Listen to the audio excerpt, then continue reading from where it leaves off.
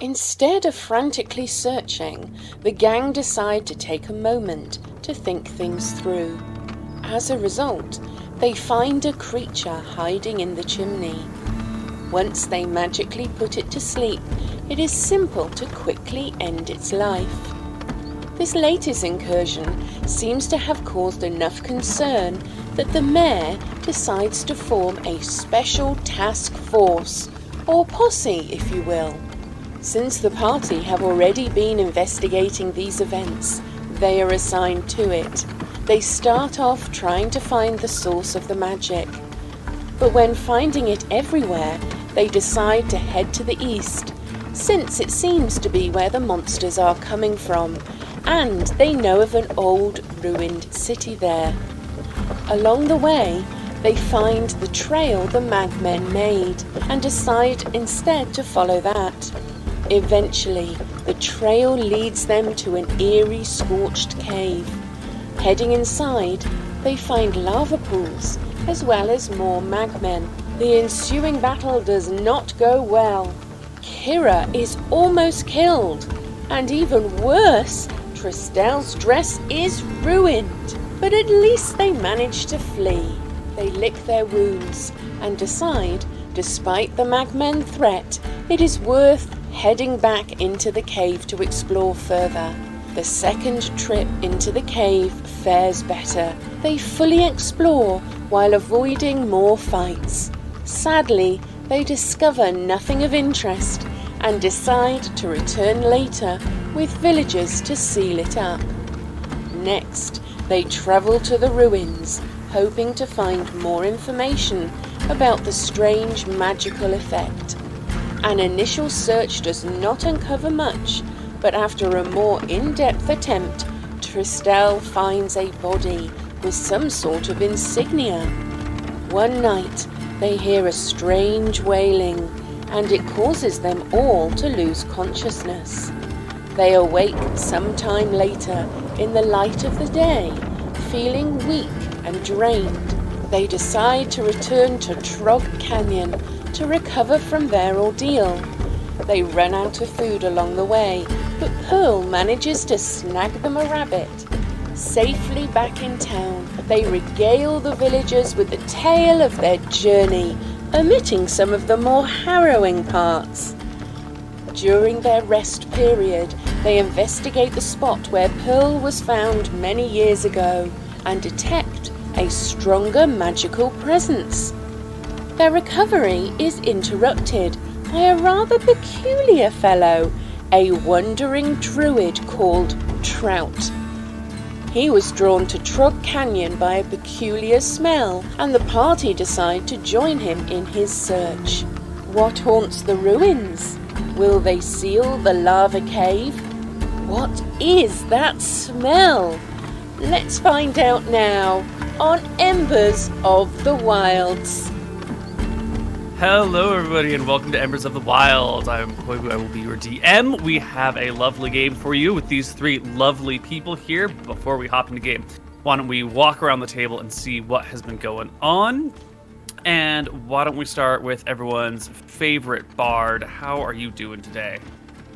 I'm doing awesome, honestly. Yeah, pretty chill week, pretty chill weekend, and I'm excited to follow wherever the heck this druid is going. Honestly, it seems pretty chill. Nice. Cool. What about you, Ashley? How is the closet? It's I have a new setup here. The camera has rotated slightly. I am no longer diagonally looking at my computer, so it's a nice improvement. Had to remove some drawers to do that, but it's an experiment. Yeah, other than that, I've been taking care of Freya. Yeah. I was gonna say, it looks like you've got some more wiggle room in there or something. You don't look quite so... like I can rotate my chair. It's incredible. Ooh. The bed is full of drawers now. Yeah. I appreciate the sacrifices you guys make for this game. It's amazing. And speaking of Freya, how are you? I had a terrible week, actually. But it's good, but it was bad. That's I guess how to summarize it. I had surgery on Monday, which was just turned out to be way more painful, and the recovery turned out to be way longer than I thought it would be. So I've been like mostly just lying in bed, struggling to even go to the bathroom, even getting up from bed. It's just been really hard. But as of the past like 2 days, I've been able to sit at my computer, which is pretty radical. So there's been a little bit of progress. I don't know. I guess we might have to interrupt this game in case I'm in pain like halfway through or something. Because I am on like 2 out of 3 pain meds right now, and worst case I have morphine in case it starts hurting a lot. But yeah, so that's the plan. I'll be fine. It's fine. Yep. That was my week. 9 out of 10 doctors recommend Dungeons and Dragons for chest pains. Oh, yeah, there we go. Yeah. Oh, laughing hurts. Deep breaths hurt. Oh. So don't be funny. Don't. No. I was actually thinking laughter Very would be the right stoic. medicine, but apparently not. No. Okay, it's gonna be a very serious game today, guys. 100% serious. Okay, well, where last we left our party, you had left with Trout, and we're heading upriver, following that wonderful magic smell that only he can sniff out. But you guys are aware there's something on here. It's not just a crazy old man saying he smells something funny, right? There's no chance he's actually just a wandering loony. No, I'm pretty sure he did say that that's his way of detecting magic, right? Well, And that I'm makes pretty sense. That's not confident crazy he's- talk. Yeah. There's been crazy shit in this town already, so this crazy That's- bard that coming through checks is out. bot crazy. But first, I want to do some bookkeeping. Oh. Dang. So, we have salaries. It has been a month and 20 days since we started playing, Damn. and we've not received our salaries yet. Love this. Yes. Have we been doing our Oh. Hey, jobs? Let's what see, are our the- what are the sheriff. royalties like on my hit song? 19 gold, I believe. I do believe that is what we had said. Nice. I'm pretty sure I just Oh, break right. even. Yeah, I think you're breaking even right now. Okay, sure, 19. That sounds great. I can't figure out how I arrived at that number, but go for it.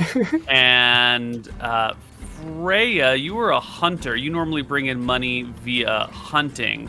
I guess you've been doing some of that in these last weeks, but it's definitely been less than normal. Yeah. So I think we need to maybe drop some of your income to reflect your non-priority. It's not you're not being paid to do all this town defending, unlike the sheriff here. You're a volunteer, so I think you would be making, unfortunately, a little less than Yeah. normal.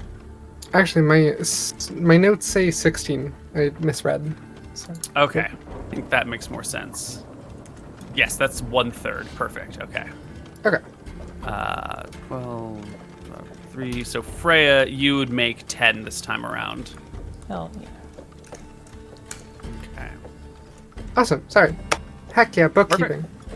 Excellent. Done. So you guys are headed up this river, and Trout keeps, following his nose and walking and following his nose. You guys, once you're out of the main canyon area, can find some dry land to walk upon. He seems to prefer walking through the river. He's barefoot, and that just seems to be what tickles him the most. And after about a full day of walking, the sun will begin to set, and you guys will get ready to hunker down somewhere. Our lovely little druid friend here seems to be able to follow his nose to a nice clutch of fish that are caught in a little eddy somewhere, and help you guys catch them all, hand them over to you, and then looks about for a nice warm dry place to sleep. You've been traveling upriver for a little less than a day. Trout didn't show up in the AM, so it's maybe half a day upriver so far. Any objections to resting on the route? I think we're at least one of us three will keep watch at all times. Like, if he wants to keep watch with us, but we're not going to have him be the only one awake. It's good. Sort of He doesn't seem to have any interest in keeping watch. He's going to go find a place to bed down. He is going to turn himself into like a little hamster or a little hedgehog or something small and easy to hide, and then just like curl up under a bush and stay warm that way. Cute. Very cute. How far away are we from? Because we walked up this river a while back. Yeah. Are we further along, or are we? You are not as far along as the last time you found and fought troglodytes on this river. Okay. The last time you took like a bit of a detour, and then you came back this way, and then you went up the river. This time you're just going straight up, but you left much later in the day, so you're not quite there yet. And we're still heading west toward the mountain, or? Yes. Okay. Cool. Also, is it still a thunderstorm? It is raining. Yes, in the Okay. all around you is the just kind of constant downpour.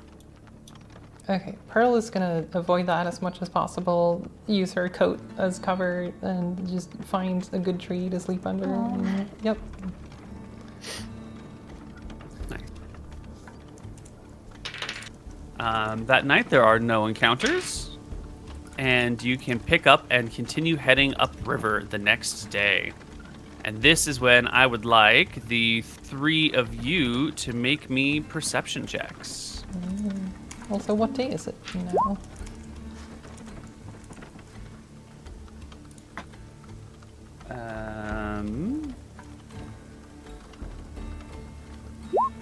That's funny. Oh, that's why. Today is the 13th of April. Oh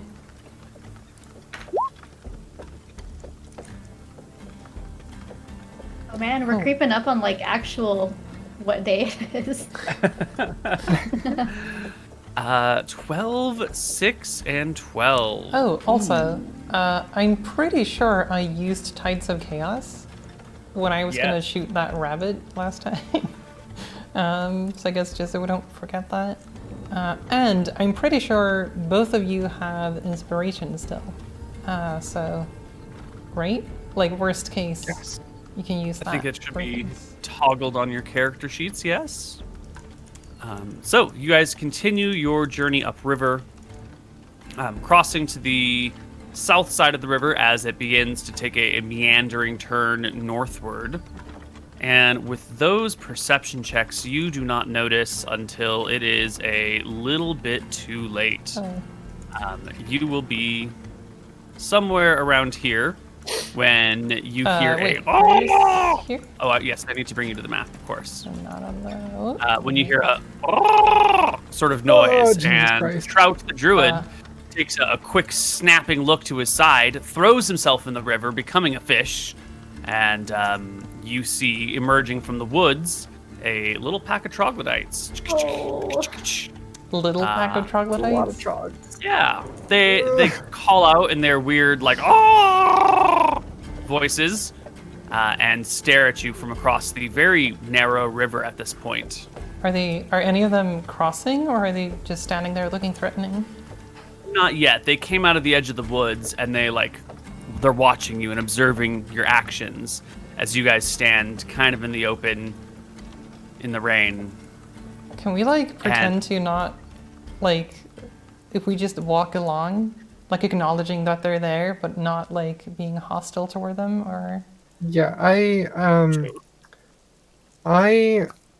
forget if they speak Hamid or not, but I'm just gonna yell, we mean you no harm.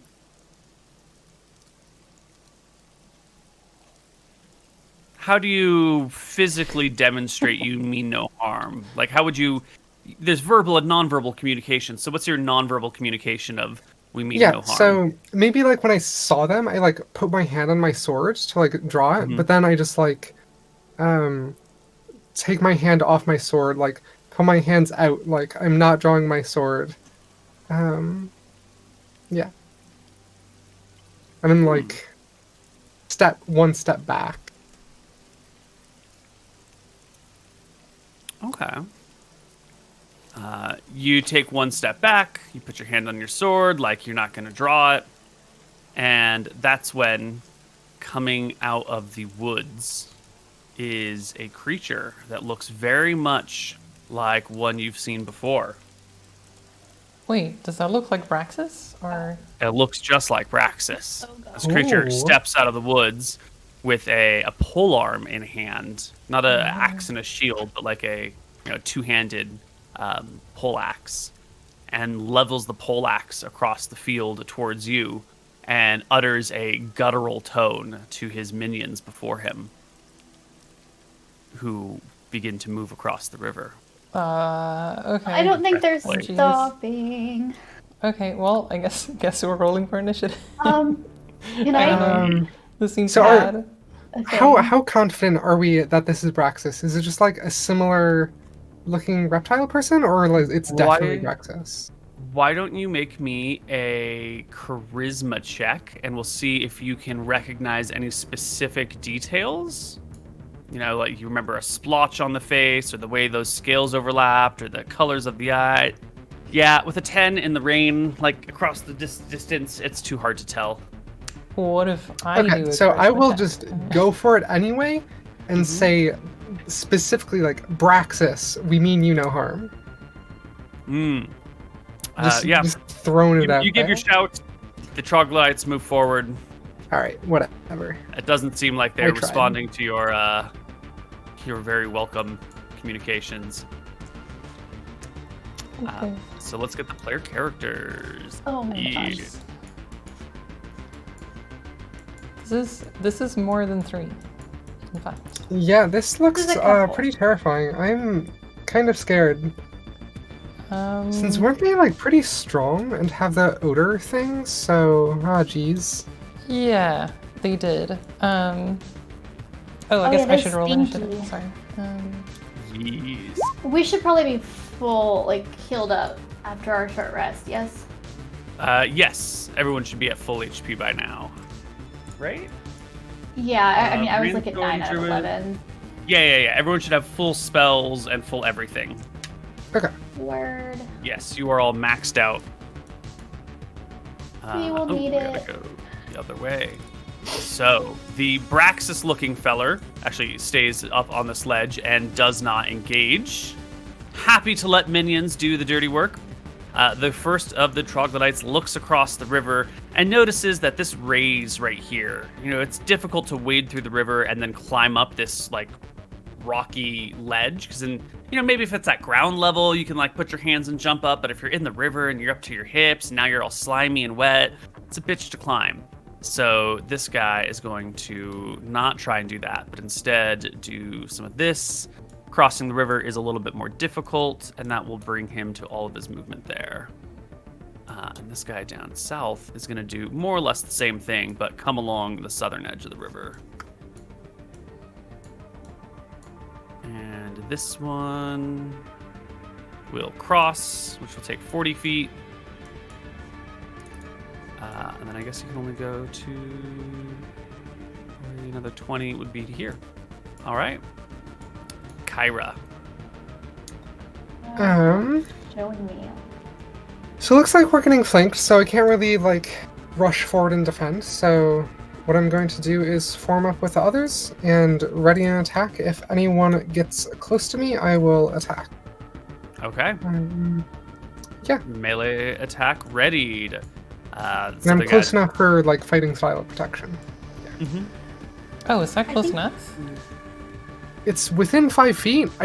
I want to get at some point next to you. I don't know where that is. I guess here, maybe? I don't know. Yeah, I don't know if we can have a gap or can we not. I forget if we... So this is fine, but if she's over here, then she couldn't protect Tristel. So this will allow protection of all members. Okay, but what Okay, about cool. like one grid unit up right? Oh, like this? Yeah. Yeah, that's fine. Okay. That's Okay, fine. here's good. I think I'm not Pearl. showing up on the initiative tracker. Ooh. Oh, you are right. Let's get that fixed. Because you I rolled a should have second gone. time. Yeah. Yeah. Oh no. Okay, let's have you take your turn right now then. Okay.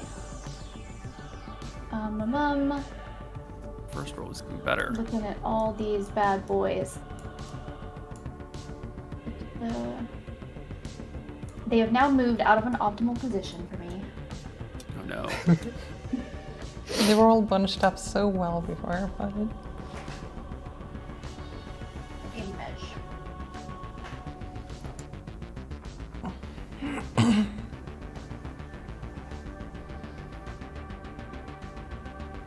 Oh, why not?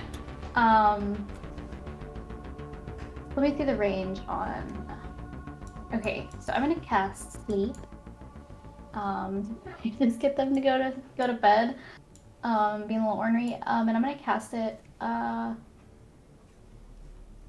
like right about here. Okay. Kind of in the middle. Right here to try and get as many of these in range. I think it's Yeah. 30 feet, so like right here in the middle of the river. Okay. 20. So it's got a 20-foot radius. It's a nice big 20 zone. foot, yeah. 20 foot. oh, 20 foot?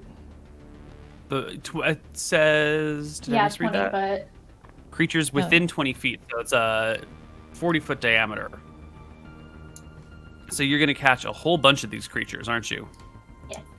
You'll get one. Wait. Well, it looks like you'll definitely get these 3, but probably Yeah, it's only 3 of Yeah. them. I don't think you can get that's them. probably more than you'll be able to hit with your hit dice roll anyway. But I think it's a 5d8, is it? Yeah.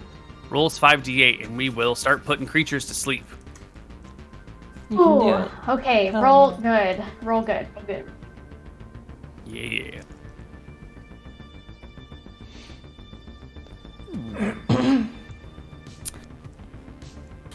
That is a good roll, but it's not a good enough roll to even get 2. You will knock one creature out immediately who just like lands on the ground, feet still in the water, snoring softly against this stone. The one next to it pauses for a moment, begins to rub its eyes, and shakes its head, freeing itself from the remaining hit points on that sleep spell, and will keep trudging forward. Pearl. Oh, jeez. Okay. Alright. Let's see. What's...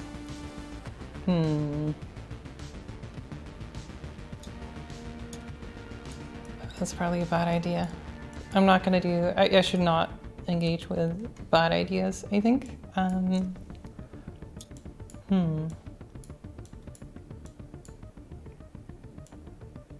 So, magic missile, can I like target literally anything in range? Do they have to be in the same direction, or can I just Nope. like... As long as you can see them, and they're not like, behind so much cover that they might be able to move out of the way. But that doesn't apply to any of these creatures here, so pick whatever you want. Okay, so I think I will move over here.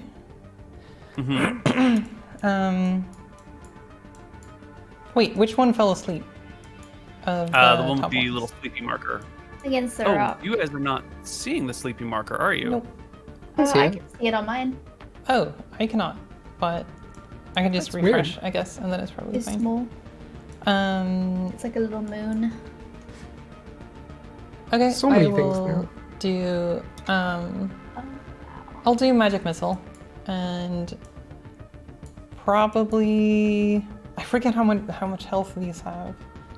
I seem to remember that 2 missiles can kill them, but not always. So I think I'm gonna do 2 missiles on this one, down there, and 1 Down here? missile Okay. on the one up here. Okay. Roll me 2d4 plus 2 for the bottom one, and 1d4 plus 1 for the top one. All right, come on, good rolls. And Magic Surge? Oh, yes, yeah, and, that's true. and a Wild Surge, a d20. There we go. Oh, unfortunate. Okay, so you do 7 damage to the bottom one. How much damage to the top one? D4 plus 1, 2. Oh, Minimum. Whoops, Great. that is not it. There we go. And now, when you cast a spell first level or lower or higher, I can just have you roll on the table? Yes. Or just roll to have a Wild Surge? Do we go straight to the table? Oh, I mean, it's straight to the table, I'm pretty sure, right? I think so too. Man. I mean, that's what happened with the snakes, right? I believe that to be correct. Yeah. I just want to double check my math before I fireball you. You know, I got the all morphine ready. clustered in a Worst group, case, just for you. I'm ready to die, I guess. Great. All right. Roll me a D100. And let the fun begin. Okay. 81. Where do I recognize that number? That scares me. Oops, more snakes.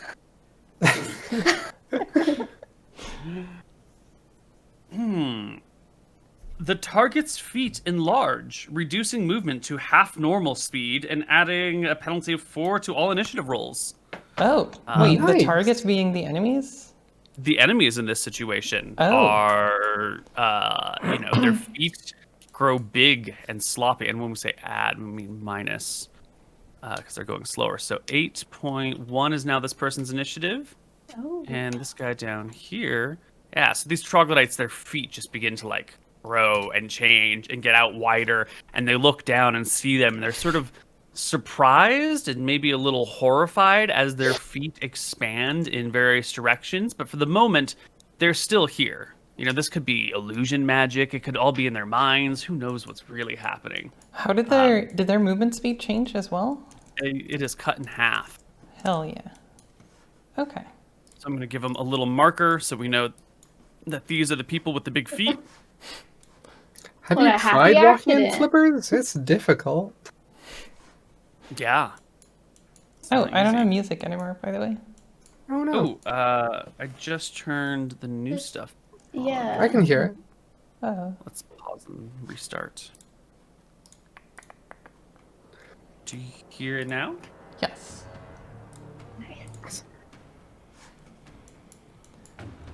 And they'll stay that way for 10 to 30 minutes, so we don't have to worry about that for the rest of combat. Hell yeah. Next troglodyte comes on running down this way, trying to get to you. Next Wow. one's going to do the same thing. Coming this way. Beady boys. This one comes here. Crosses can get to about here. And our last troglodyte is going to attempt to just go across and climb up like the crazy creature it is. So it can get to here, where it will need to make me an athletics or acrobatics check. And it's going to need a DC 15 to climb up this, which it will do, surprisingly. Nice. And it will, at the end of the round, pull itself up Oh, no. onto this thing. However, it doesn't have the movement rate to still stand from here, so this creature is currently prone on the rocks. Come on, come into my sword. Dare ya. All right. Tristel, you are starting off our initiative. You're at the top. Okay. So if this boy's prone on the rock, a little flippy, can I like just try and kick him? Absolutely. Yeah. Just do like a Um, little run over here, Yeah, just go away. So there are two ways we can do this. Either you Yes. can shove him, which is your athletics versus his athletics, and if you win, you just shove him into the river, or you can try and like kick him, which would be an attack roll and then an opposed strength check. Your decision on how you want to go about that. Can I try a cartwheel kick? And make it an acrobatics check. Unfortunately, it has to be athletics. Okay. All right. Oh man, this is not in my favor. I'll just make an attack then, like a kick. Okay. So that So would you be- can use the same attack roll as your dagger. That'll do it. In Oh. fact, that is a stunning blow. You kick the creature square in the face. And why don't you give me a strength check? He can make his at disadvantage because you rolled so high and he is so prone. You roll an 18. He rolls, well, at disadvantage, it's a double 7. And the troglodyte will take D3 damage and get tumbled into the river. Roll me a D3. Kick him in Gone. the face. Hit gone. Oh, roll a d3? Yeah. Right. The troglodyte gets knocked off the rocks, splashes into the water, gets swept down a little bit before his turn will come along. And you have a little movement left over if you want it. Get close to Karen. Because protection Yes. and whatnot. Come I'm back gonna into my bubble. Shimmy back next to There we y'all. go. Hell yeah. Nice. Squad. Or posse. Yes. Posse. This creature will come on over here, making his way, taking his time. Kyra. They're coming for you. All sides. Can I? Jeez. So close. It's within striking range. You could get there this round. Yeah. Let's see. So close.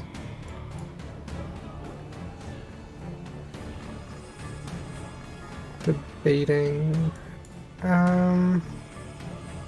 What is my damage here? Is 1d8. I won't gamble it. I'm not gonna gamble it. Okay. I will. Do I gamble it? Team, do I gamble this? Can I kill this in 2 attacks? Oh. I have You got 1d8 this. You got damage, this. I believe. I'm pumped up from kicking a troglodyte off the cliff. No, 1d8 like, plus get 3. him! Yeah, no, I got this. I definitely got this. Okay, Alright. I'm going to run. What did I just click? 15 feet. Mm-hmm. Which that is within range. Yep. Of sword. Yeah, Okay. totally. Going to swing my sword. 12 is a hit. Your sword connects with the creature's forward arm, slashing it for 6, which is not the greatest damage you've ever rolled. Yeah. Alright, then I will take action surge. Mm-hmm. And do another attack. Okay. For 23 is another hit. And you do 8 points of damage. Yes. Goodness. Wow. Yes, you can. You Right. take another slash at the creature and then run it through. It tumbles and dies. Goodbye. Nice. And then I back up into the group again. Hell yeah. And Nice. I give her a high five. She comes back. Yeah.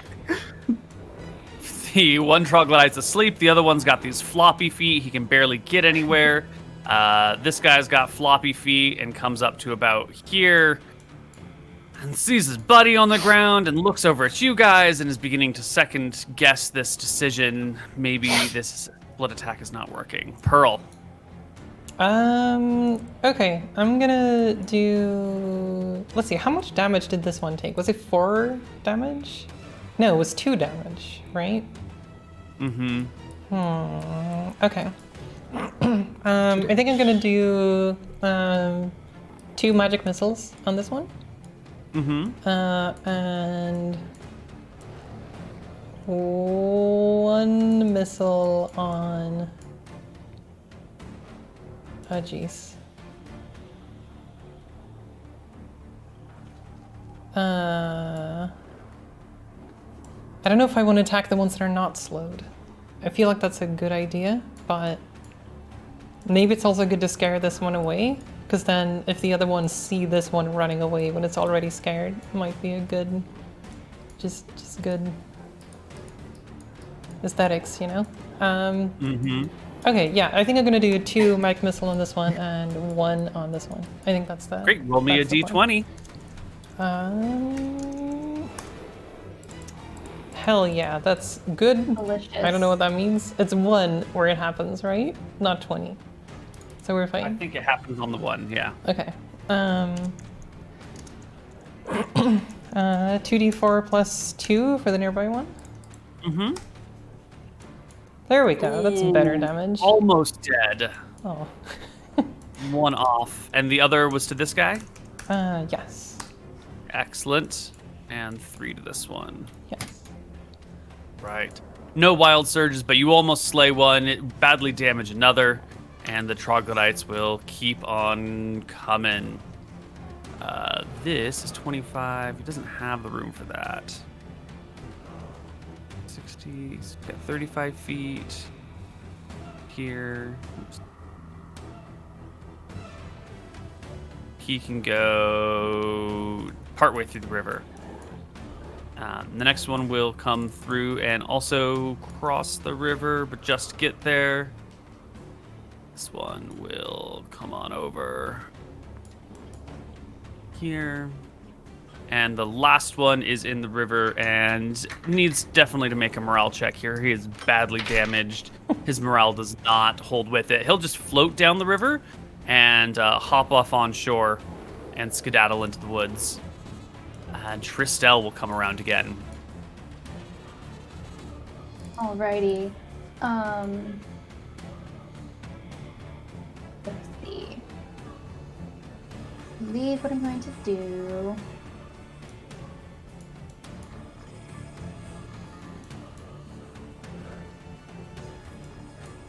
What's the range on your Bane? Yeah, I'm checking that. It's 30 feet. Oh, that's more than sleep.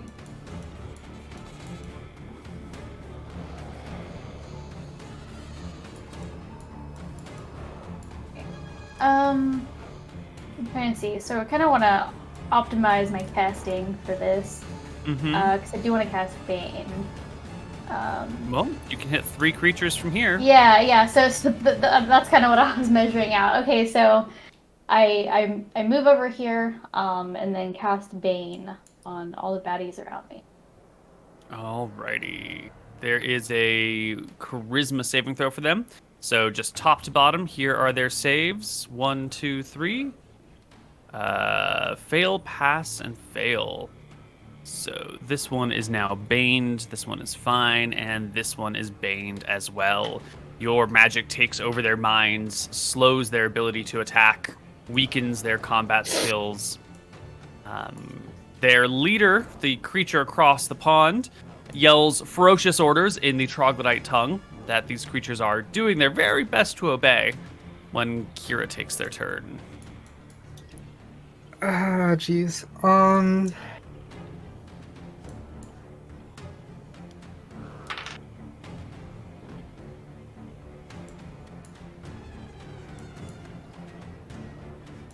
They're coming for you.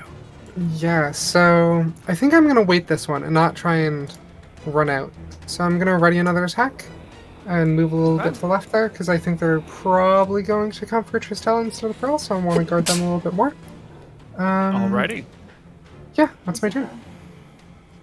Okay, so we've got 1 dead, 1 fleeing. This guy down here has been wounded and has these big floppy feet and sees their buddy just take off into the woods. So this guy also needs to check their morale, but will pass. And bravely begin to wade across the river, but doesn't get very far because of his big floppy feet. I was gonna say, that looks like a fast-flowing bit of the river, and it's raining, and it's lots of water right now. Is it a big enough river to be spooky, or are they fine? That's a great point. I think this creature crossing the river might have to give us an athletics check to stay footed, and that will pass, no problem.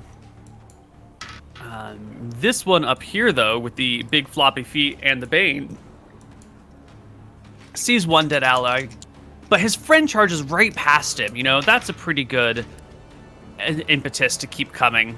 And this one will flop, flop, flop all the way up to Tristel and make an attack roll, make a series of attacks. Now, you impose disadvantage with your reaction on the first attack. Yeah. Okay. So you will. This first one has disadvantage. I'll roll it twice. Bite. So fail, and then 2 regular claw attacks come at Tristel. An 11 and a 15. I think the 15 will hit you, and the troglodyte will rip into your flesh for 4 points of damage. Oh wait, hold on. They have -1d4 on that attack, don't they? Because of Bane. Oh, hell yeah. It's only an 11. It doesn't hit you at all. Nice. And Nice. Pearl takes their turn. Protection Not isn't that addressed great this against time. multi-attacks. It's not, yeah. Great against single damage attacks, Yeah. though.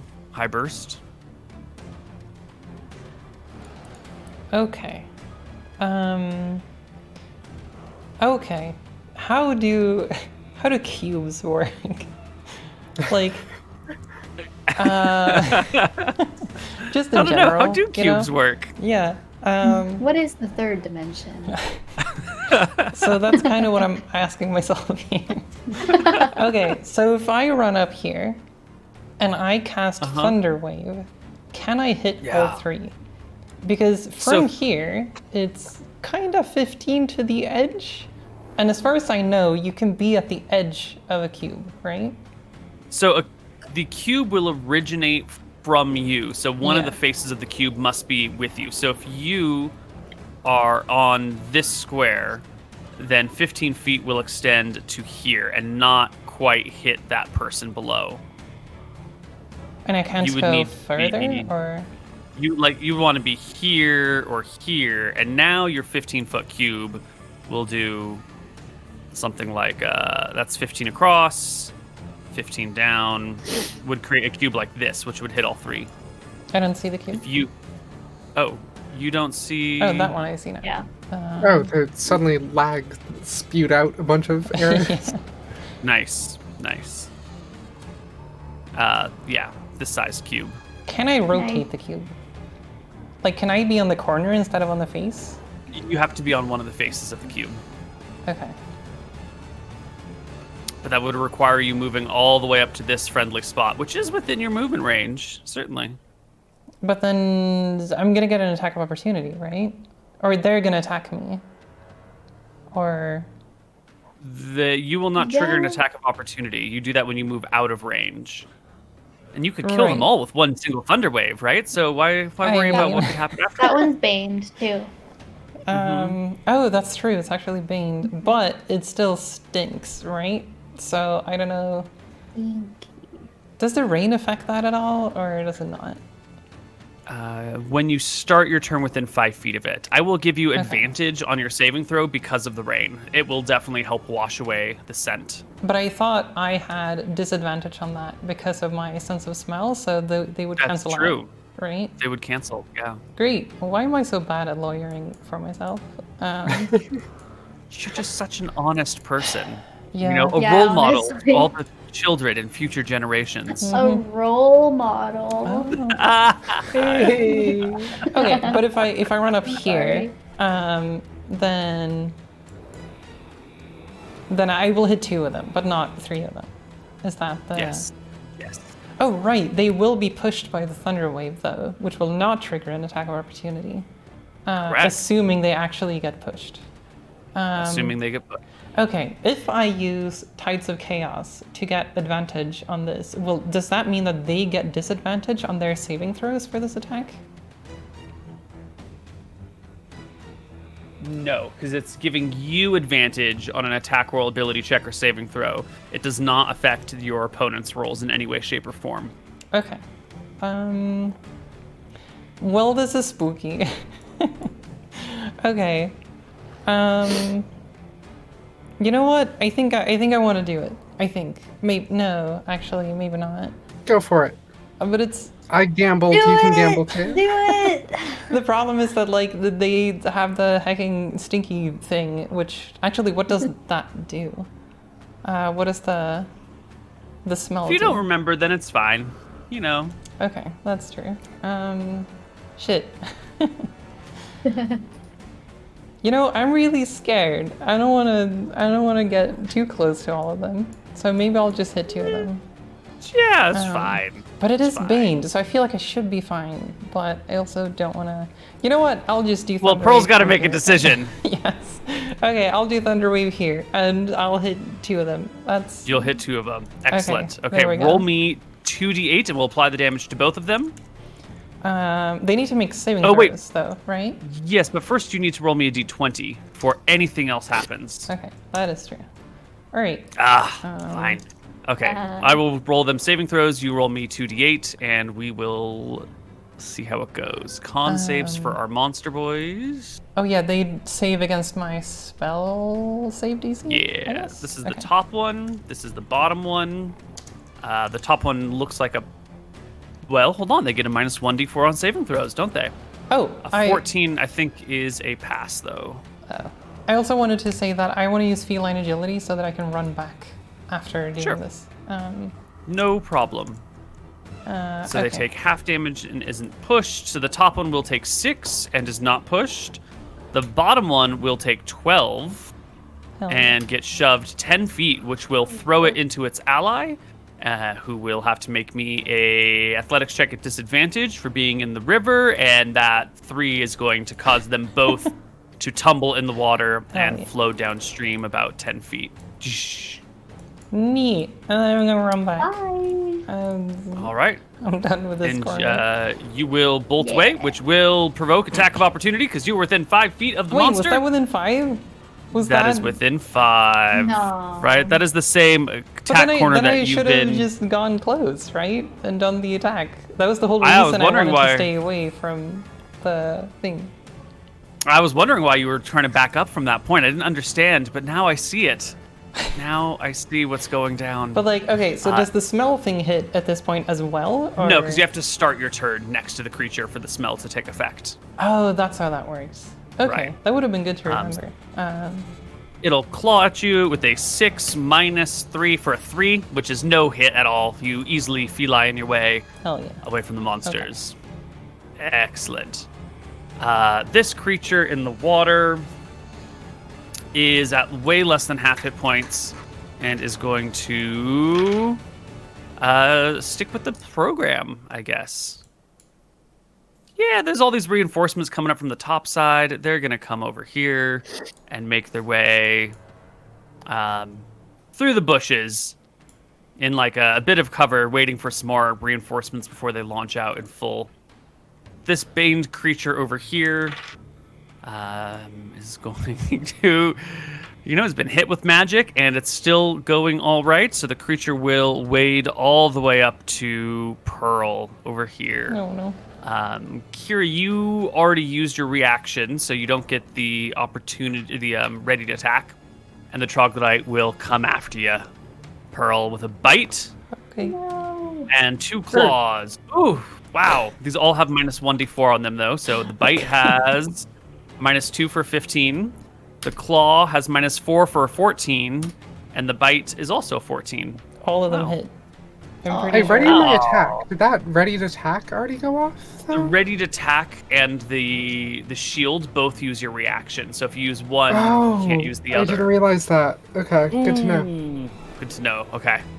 They all hit. Whoops, that's not the right thing. The bite will do 6 damage. Oh, jeez. Oh, no. The claw will do 4. Oh, hey, that Bye. means the last attack actually goes after Kira instead of you because you're unconscious now. Yeah, zero exactly. great. Cool. It's fine.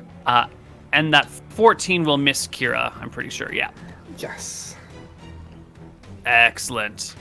The next troglodyte, seeing Pearl go down, it has increased confidence and will come on over to Tristel, going after the clearly not heavily armed and armored person first. Troglodytes may not be the brightest creatures in the world, but they understand armor is hard to hit. And we will go with a bite Extremely rude. and a claw. Oh my god, and a claw. Oh my god, Tristel. Those are all hits on you as well. Oh, no. It'll bite you for 5. Oh, my goodness. It'll claw you for 4. And it'll claw you for 6, which will render you Whoa. unconscious. That second one already rendered me unconscious. Oh, it did? Okay, then... Okay, then the third attack will be the 22 against Kira, which will hit for 6. And this is when, from across the river, you can hear the scaly lizard creature call out, "Throw down your arms! Surrender! And we'll spare your lives."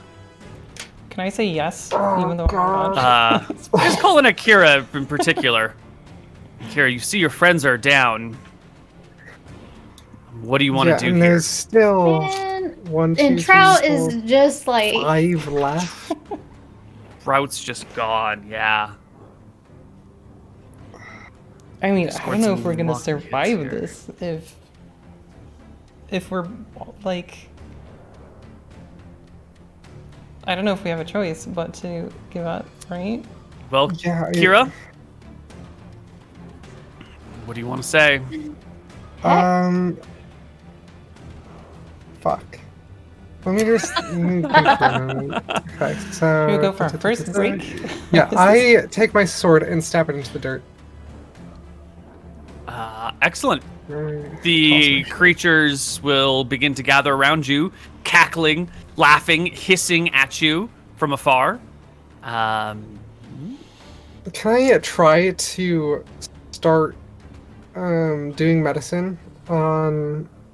Yeah, if you Tristão? throw your sword into the ground, stab it into the ground or whatever to surrender, they're looking to take all of you guys hostage and interrogate you, so they will let you bind wounds if you so desire. Why don't you go ahead and give me a medicine check on one person?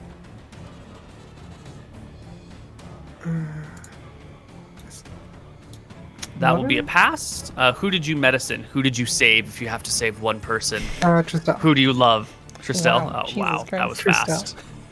That was real fast. No hesitation there. Damn. You're going to pay for that later, I'm sure.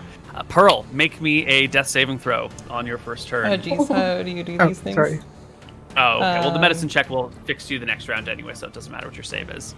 Why don't we go to our first break while the player characters fall into the hands of troglodytes and some sort of Braxis-like figure. I said we didn't want trouble, and they gave us trouble. God Yep. damn it.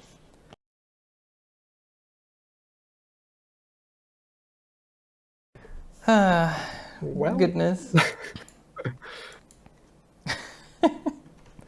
Damn. All right. I don't know what we fine. should have done there. our We should have, hubris. Our hubris. ran away? Yes, that's Or- what should have happened. Maybe we should have. Yeah. I feel like it should have worked out. I don't know. We just need to make them attack you instead of us, I guess. Because you got armor and whatnot. Yeah. Okay. All right. Should we go for a break? Let's go for our break. All right. Well, I'll see y'all after the break.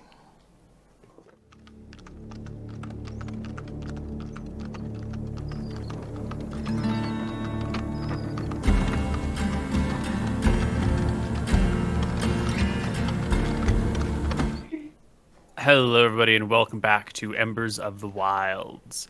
Our party has been captured. They let you patch up your wounded. They strip you of your weapons and armor, and then they crack you over the head until you are helpless and unconscious. Damn. Well, All right, campaign, everybody. That was Yeah. fun. You're all dead Well, now. thanks everyone Alright. for Yeah. joining. Yeah, thanks. Bye.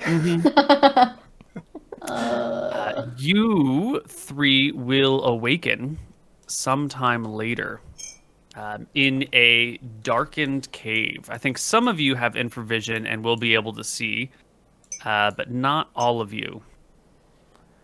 Well, the two unconscious ones can see in the dark. I think that's the... Are we unconscious still, or...? That's a great question.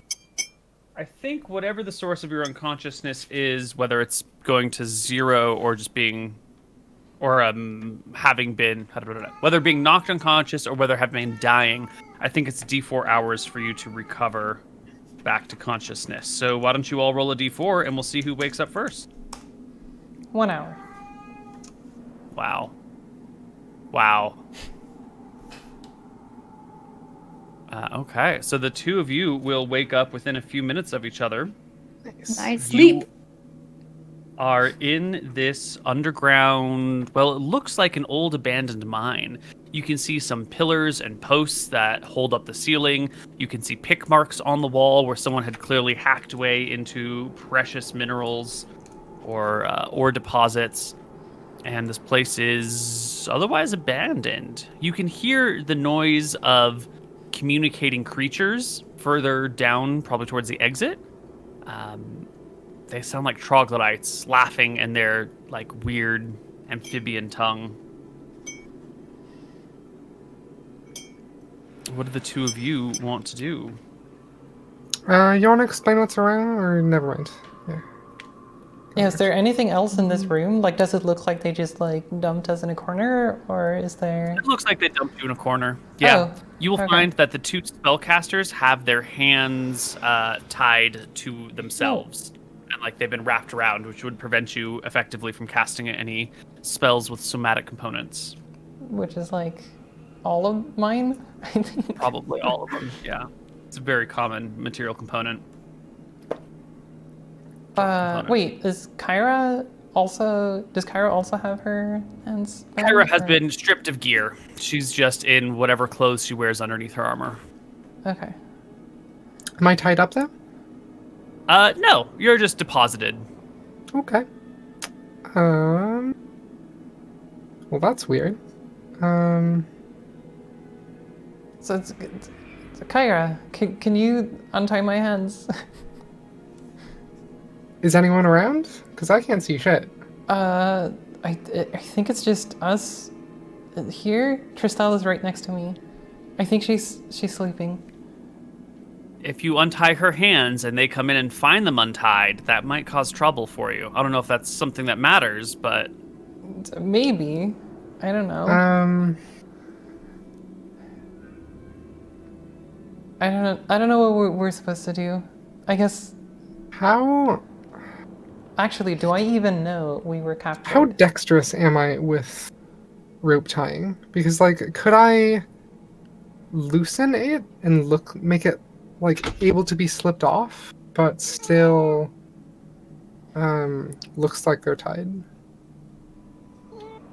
you can attempt it. There is opportunity for failure where either you can't untie it at all, or whether you untie it too loosely without realizing it and then it has an opportunity to slip away at an important moment. So there's room for failure, but it is also room for success. Pearl, what do you prefer? I don't know. I think we should. Do we want to negotiate first? Maybe that might be a good idea. Maybe we shouldn't play any tricks right now and just be as predictable to them as possible. Probably, yeah. So should I like call out for someone to say like, "Hey, we're awake. Let's talk. What the fuck is going on?" Maybe, yeah. Or do we want to try waiting for a couple hours until Tristel wakes up? Either is fine by me. How about we sit wait down on this and rock? then see if they come to us first, or if Tristel wakes up first? Sure. Yeah. You guys can sit here for a while. Another 45 minutes or so will pass before you hear the sound of footsteps coming your direction. There's not much in the way of light to see, but at least Pearl has some level of vision. Are you going to... You have enough time when you hear these footsteps coming to prepare yourself in any way, shape, or form that you'd like to be. So how would you guys like to be when this creature, whatever it is, arrives?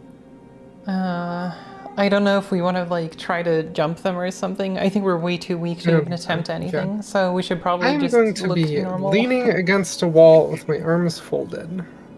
Okay. But standing Even and I- leaning against a wall, Yeah. clearly awake and alert. Oh, excellent. I'm sitting on the rock. Okay. Pearl, you will see a creature that looks like Braxis come on into the room and walk in, look around, and let out a low hiss. You there? It says, pointing to Kira, who clearly can't see it. I say, who, me? You. I can't see you. Yes, you. One with the impressive muscles. Why, thank you. You have caused me no end of trouble, and I will have that rod of your cleric, or I will have your companions' heads. Do you understand? What trouble have I caused you? I do not actually understand what's going on here. You slayed my minions, embarrassed me in front of my brethren. My only attempt for redemption now is to get that magic rod your cleric had. You will leave. You will take the river home. You will get the rod and bring it back here, or I will kill your friends. Do you understand? They are my hostages now. And you will bring back 20 gold ransom for each of their heads.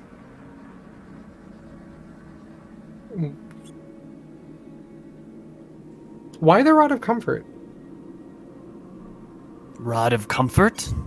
Is that what it is? This just makes you feel good. It's not really that special, actually. I will be the judge of that. Okay. It's actually really, really valuable. Like, if it's raining, you can just remove that from your head. Like, you're dry if you have that rod. It's amazing. Do not talk down to me, feline creature. I hate water. Wait, it's good. I'm sorry.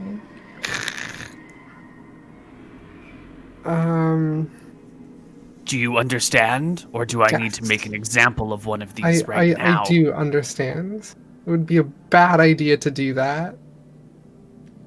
How does this... What about after that? How does this change our relationship with your people? You will bring me the rod and 20 gold per head, and I will let you go. And then... I will return to my people heroic, victorious, with wealth and a magic rod, and your little village will be forgotten. Are we gonna be safe from harm from your people?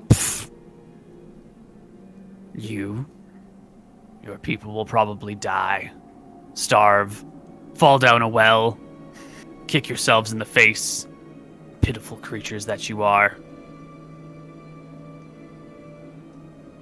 I don't like this deal, but it sounds like we don't have a choice.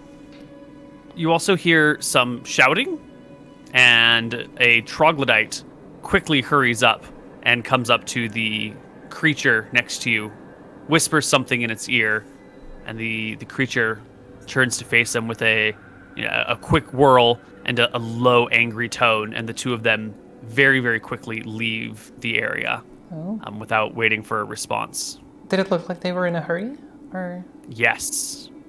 Oh. All right. Well, I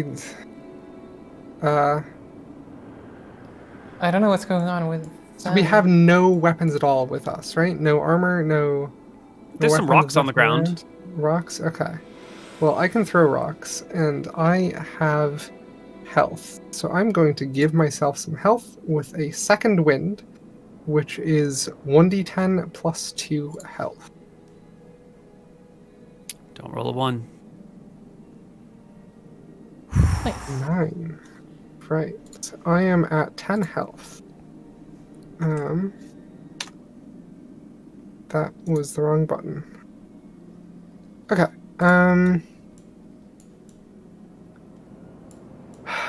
So my guess is that Mr. Trout is gonna cause some commotion here, because I think he likes us. So, there. Okay. But I can't see shit. So. Yeah.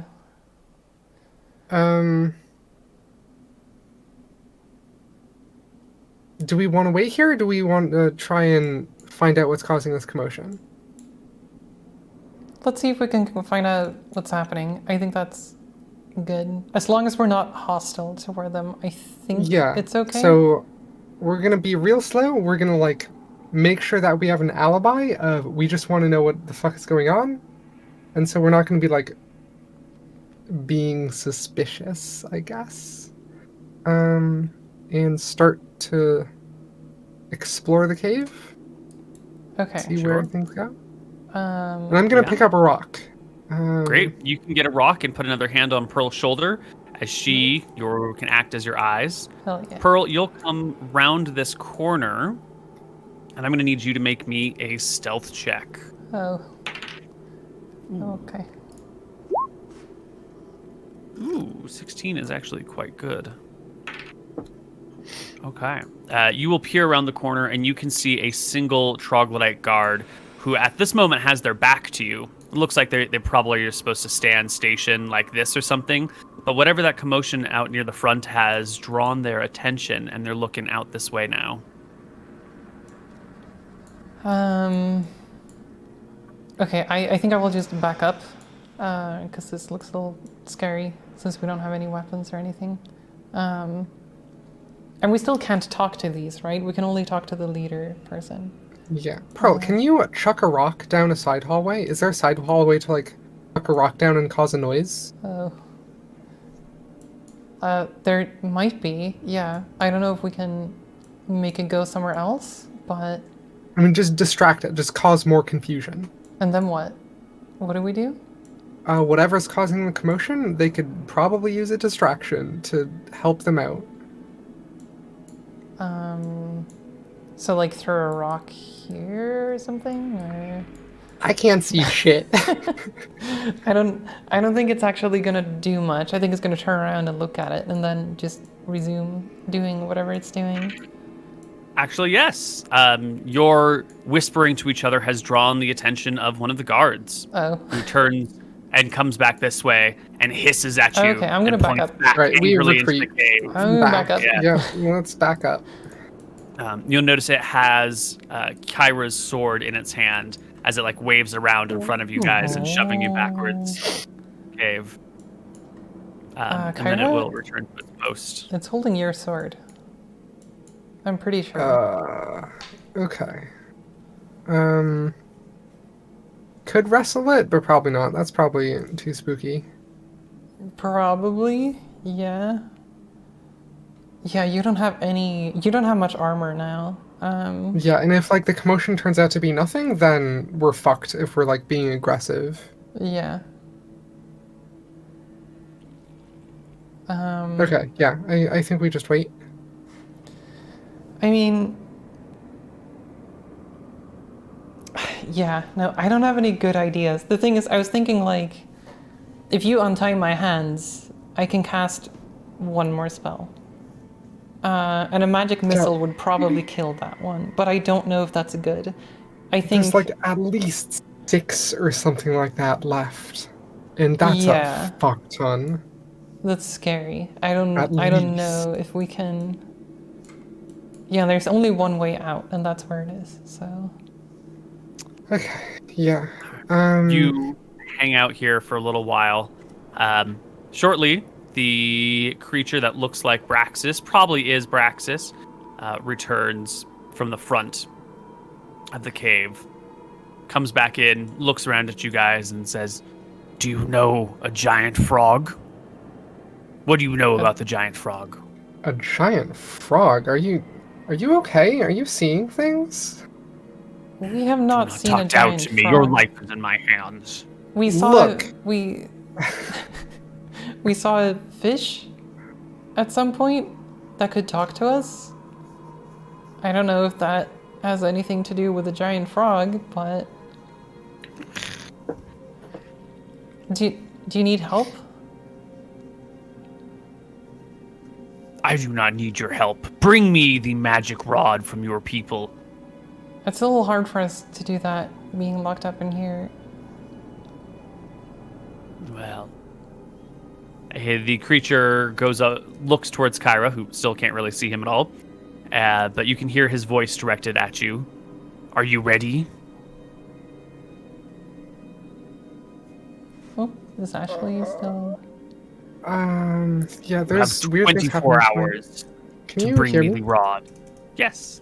Okay. The camera seems camera's- so disconnected. Dead. The Thor step on the keyboard. No, my you just like died.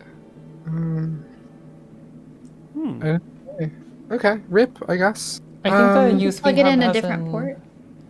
It's got like The an what? on-off button on the hub, I think. Yeah, I mean, like, I bumped it, and everything disconnected, so I think it's just fucked right now. Oh.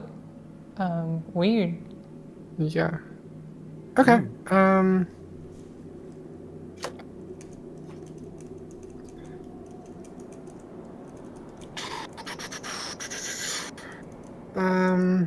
trying to think if there's anything I could do. I'm gonna say that I don't think it's safe out there if there's a giant frog, and I'm gonna stay here until y'all figure this shit out. We will deal with the giant frog, and then you will bring us the rod. Yep. And once again, the creature leaves. And in about 45 minutes, maybe an hour later, Tristel will wake up. Oh. Hell yeah. Where are we? What's happened? Uh, My dress.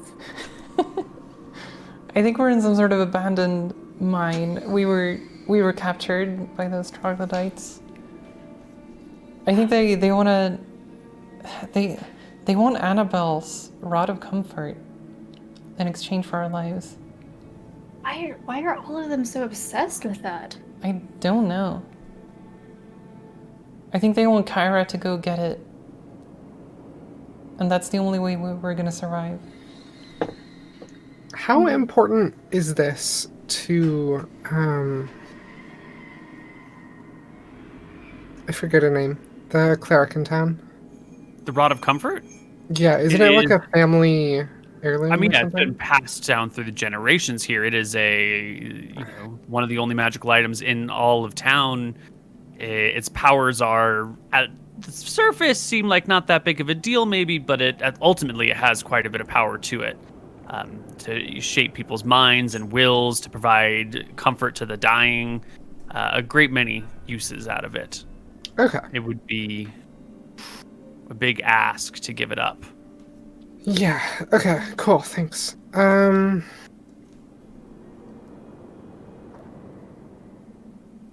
I really wish I was level 3 on these. That would have been so nice right now. Wait, how's that? What was the... I could heal both of you, and then we Oh. could fight our way out. Neat. My hands are tied up. Yeah. Cure wounds requires touch. Can I touch myself and cure myself? Let's see. Cure wounds. There are also hand gestures that need to go along with it, not simply the touch. You would need to free your hands to be able to do this. And they are tightly tied together. Okay. How many cure wounds do you have? I only have one more spell slot. Ah, shoot. know. So we can't heal both of you. Because I could untie your hands. Oh.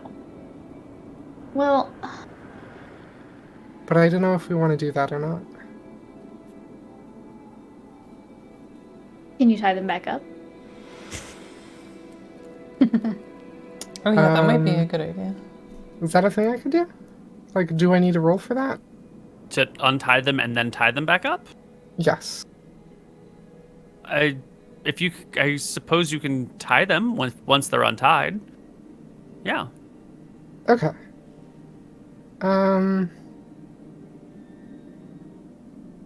Yeah, let's try and do that, I guess. If that sounds like a good plan. I don't know if it does or not. You just gonna start untying people's hands? Just mind Tristel, I heal. guess. Yeah, specifically Tristel's. Still. Okay. Oh god, I don't know if this is a good idea or not.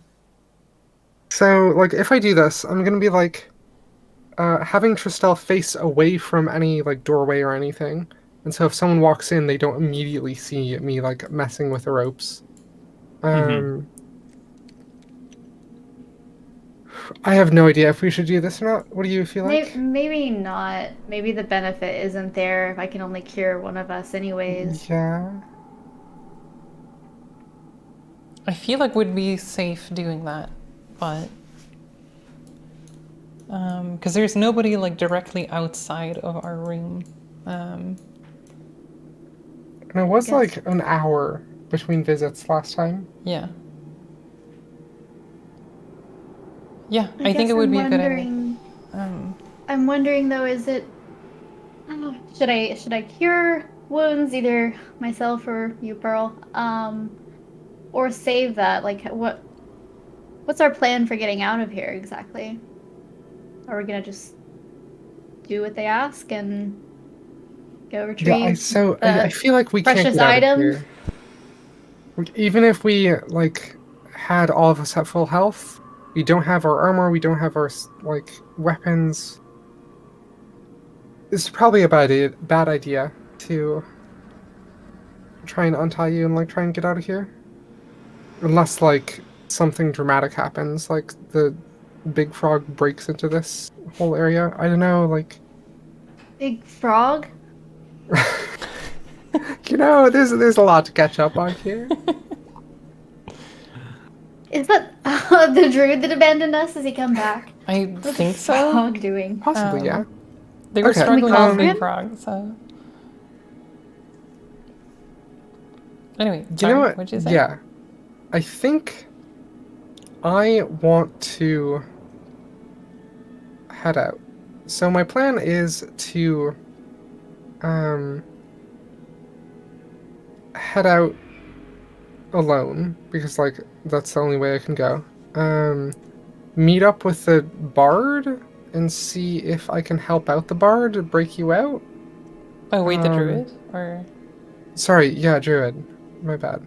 And if not, then I go to the town, get the Rod of Comfort, get a big old posse of townspeople to, after I hand over the Rod of Comfort and they come out of the cave or whatever, then we're gonna fuck them up as they come out. What if they don't want to give up the Rod of Comfort? What if it's too precious of an item, and they say that your allies are probably dead already?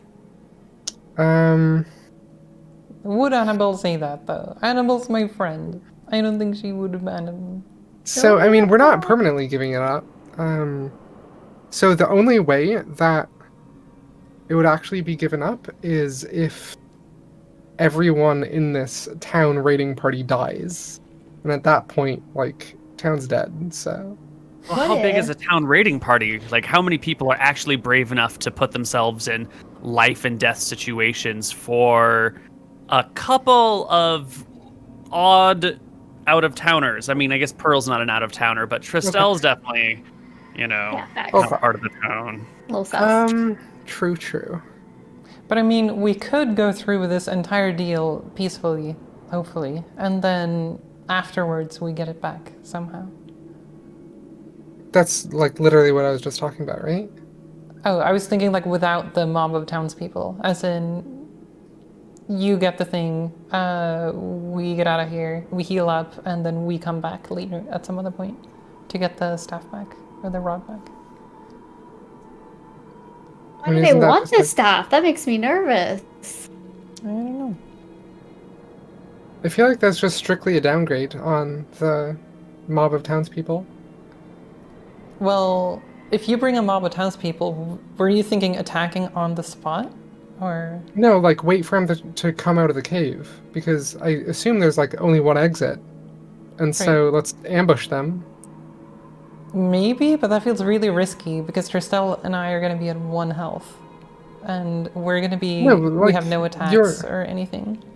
You're literally the plan that you just said, of, like, we give them the rod, we come out, we rest for a while with the townspeople, and then you're at, like, higher health, and then we all attack, right? Possibly? Although So I'm it's going to just need a your week to plan get my plus spells back. townspeople. But... What kind of craftspeople are in our town? Craftspeople? Mm-hmm. Weavers, potters, carpenters, smiths, tailors. There's no gem workers. There are a few artisans. Did that cover what you need? Is there something else you're looking for? I'm wondering if we can make a fake. A fake rod? Yeah.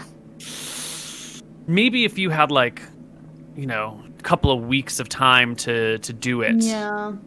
Braxis can detect magic. Yeah, Oh, that's true. true. Yeah. We could just give it to a troglodyte who doesn't know any better and be like, "There you go." Praxis is like the whole point of this is that Braxis to regain their for armor. that. They're It's gonna for that. check. Yeah. For that. Hmm. Well, you Okay, guys so wait. that's a shit plan. Yeah, as you discuss your plans back and forth, maybe another hour after Tristel has woken up, you hear footsteps again coming back in your direction. It is one of the troglodytes, the one carrying the sword, and they bring to you a bucket of water and drop it down in the middle of the room over here. And then with the sword, head out again. Oh. Yeah, they're not going to let you die. You're prisoners.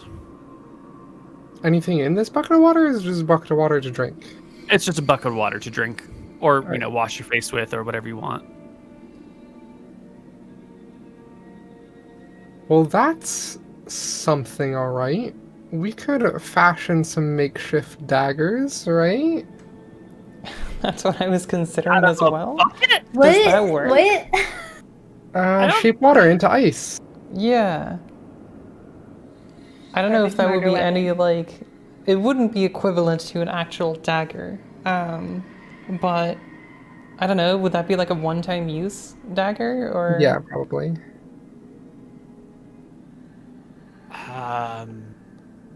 Like, improvised weapon, or... I don't know. Yeah, throw some shape water into chat. Let's see how detailed you can shape it. I don't think there's a specific limit on that in the text. Because didn't you say that you could like make sculptures and shit? Yeah, like very small, like handheld little sculptures, not like huge things, but A dagger Yeah, is so a you could handheld probably- sculpture. You could probably create one icicle at the very least. That's Oh, a pointy, definitely. stabby thingy. yeah. Yeah, so you could get exactly. one attack off with that Dagger of at sorts. D4 damage. You also have rocks lying around, which will probably be roughly equivalent in damage. Okay, so that doesn't really add anything. Well, the dagger would use dex, the rocks would use strength, so that would be a key difference between them. True.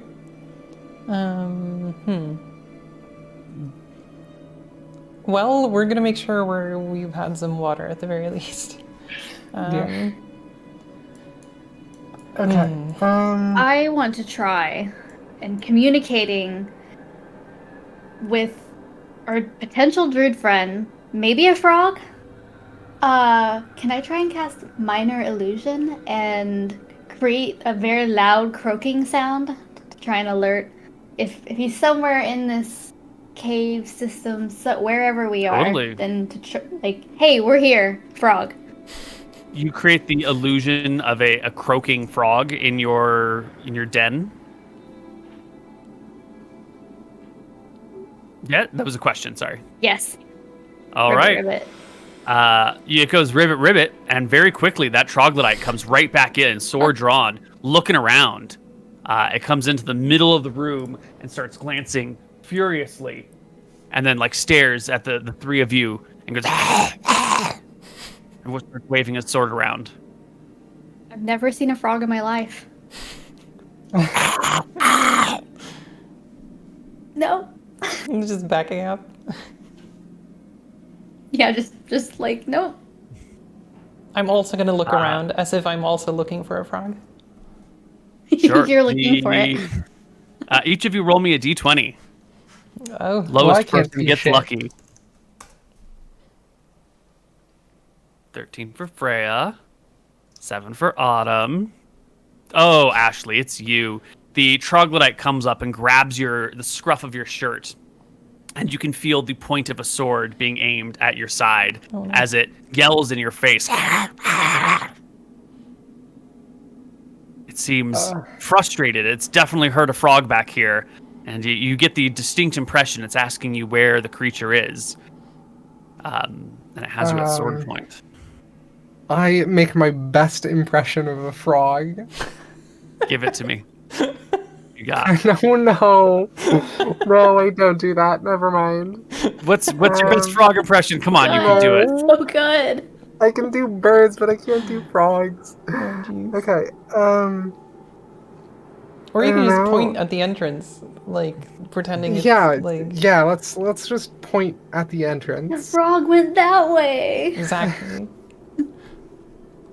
The creature roughly throws you against the wall and heads over to who rolled next worst. Autumn grabs you by the scruff and points a sword at your gut and gurgles at you. Uh, Frustrated, the creature whirls around and goes to make their exit. Okay. Do you That guys was- let it go? I And you can hear its floppy feet think walking so. further than its normal guard post. You can hear them continue to echo in the tunnels as the creature goes farther away. do we follow it? Can I? I can't see shit. Never mind. But you heard it, right? So everybody Yeah. heard it walk further away. Mm-hmm. You have good ears, Pearl. If you want to try and look around the corner, see what's going on with this thing, I don't know. Okay. You're the Alright. commander here. I can't see. Oh, jeez. I don't want to be the commander in this team.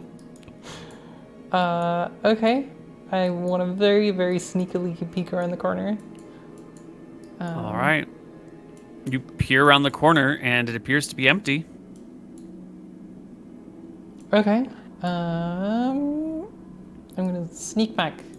So it seems like they're not there anymore. It looks empty ahead. Do you want to see if we can make our escape, or I think it might have left.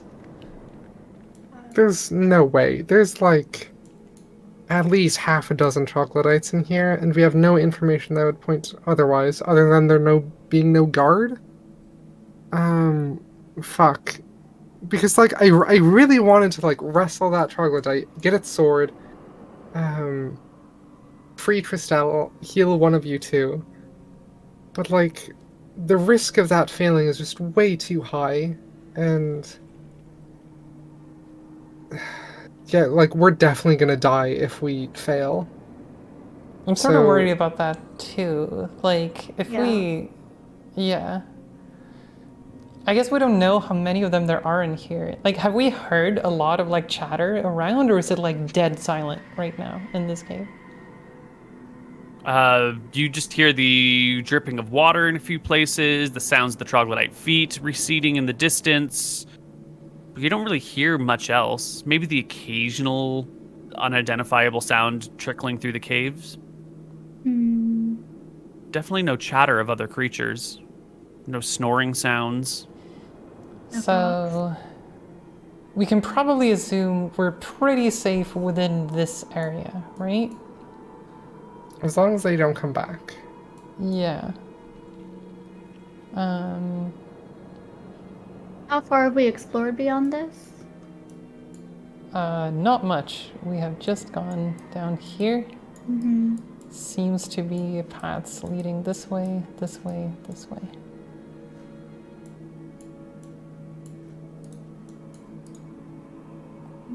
I think we should explore. I think we should see what's around here. Maybe not Do explicitly. we want to go? Do Did we they want to tell go us all to out? stay here? Technically not.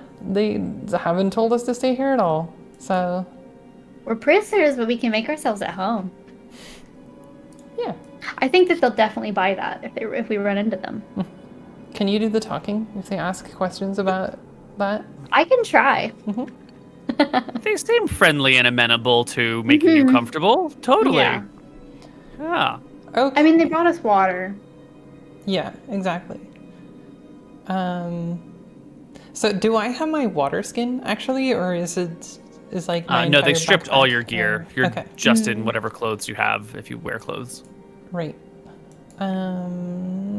Okay. Might as well explore then. I mean, Yeah, I think that's the You only do- thing we can do. they do need us in a way. We're probably one of their only shots, so I think even if we run into them, they won't kill us. They'll just maybe take us back here. Okay. So do we want to carefully explore? And I presume we're not gonna like run around and try to make an escape. It's more like we're quote unquote just exploring, just asking questions. You know? Just asking questions. Oh Just, my god. just taking a look, just kind of moseying, Okay. perusing. The group will move forward, sort of moseying, making themselves comfortable, looking around. Definitely not escaping. No. Nope. I've never heard of escaping. You can make your way out to about here. I guess you still can't see anything. Kyra, your eyes are pretty much useless here. You can't really see anything except for, I don't know if you can see this spot right over here. There's like a little bit of light trickling in way down over here that you can see. Okay. The party can continue forward. At this point, I'd like you all to make me stealth checks. Oh, jeez.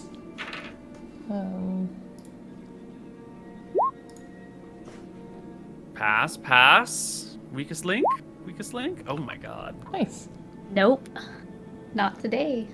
Excellent. And can you guys also, actually, what's everyone's passive perception? 14. 15.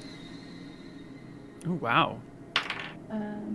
As you get to here, those of you with night vision can see that there's like a wall to your side that you're pressed against. You can hear the flippy floppy sounds of troglodyte feet coming down a passageway nearby. South or west? West. And it will flippy floppy,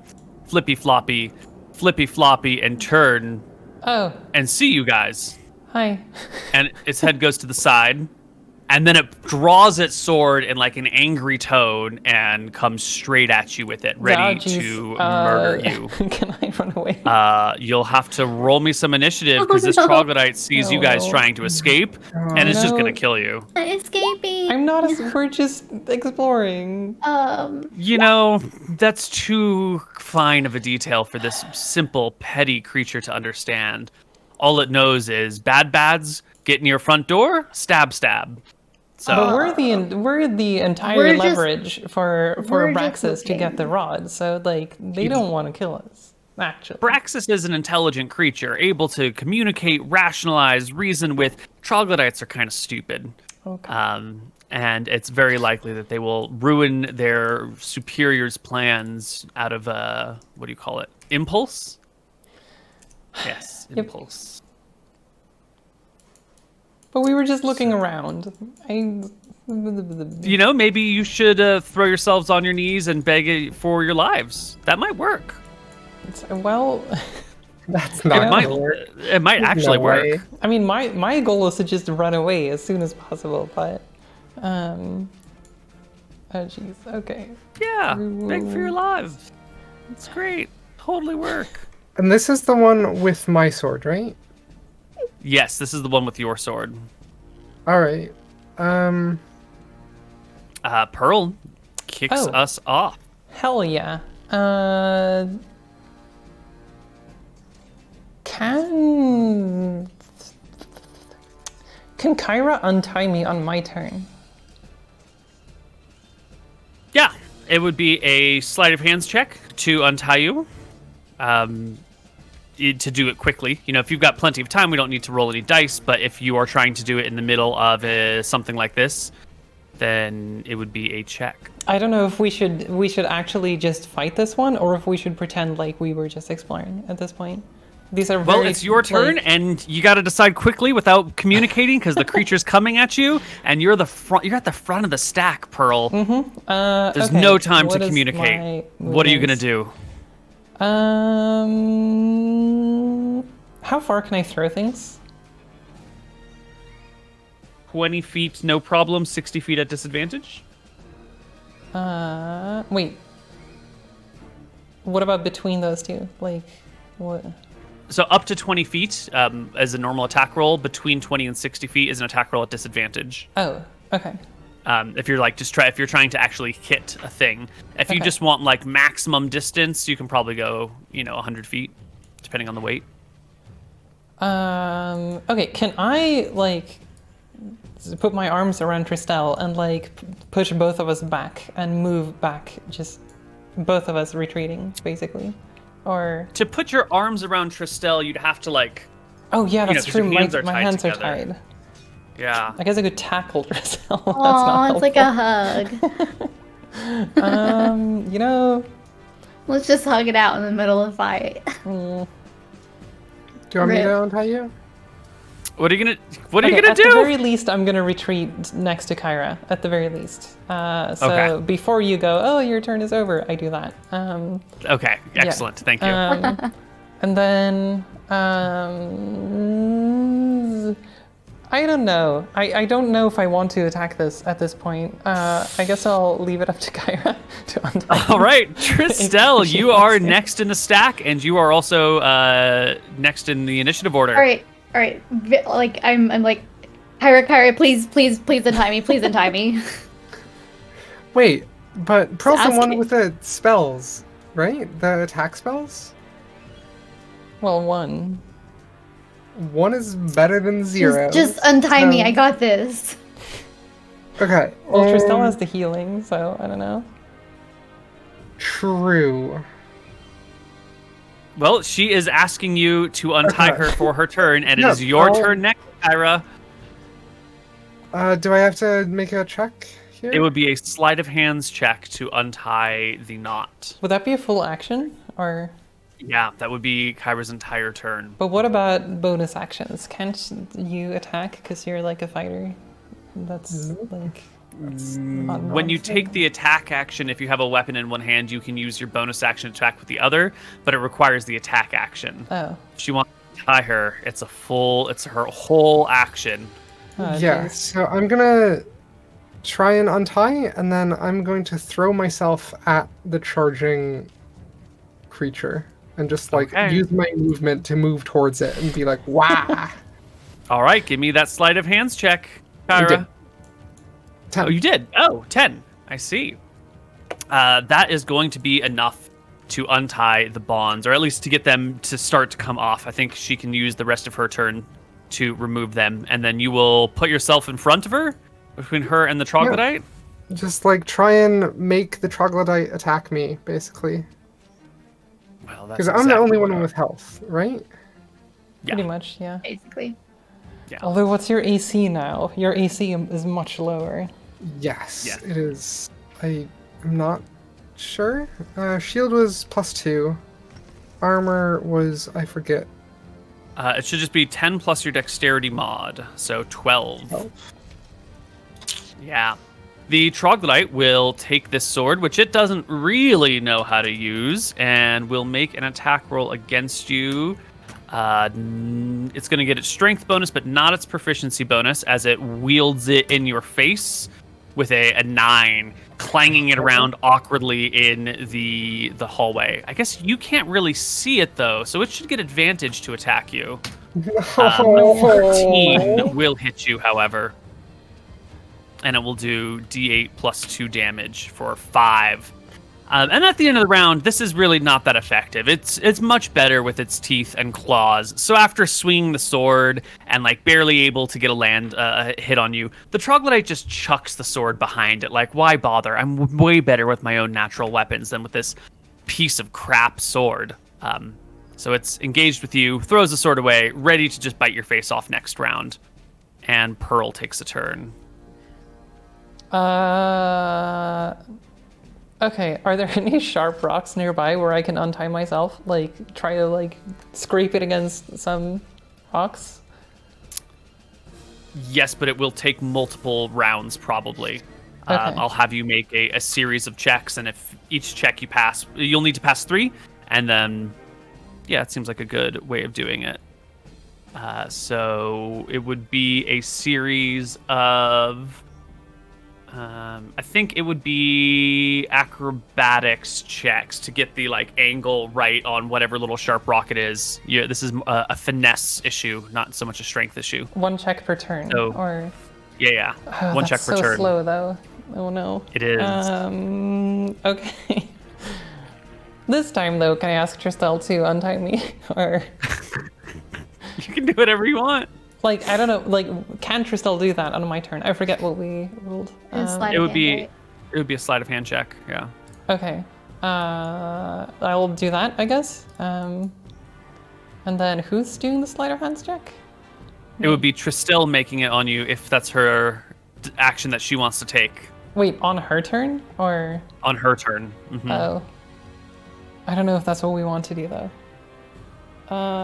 Or maybe, probably...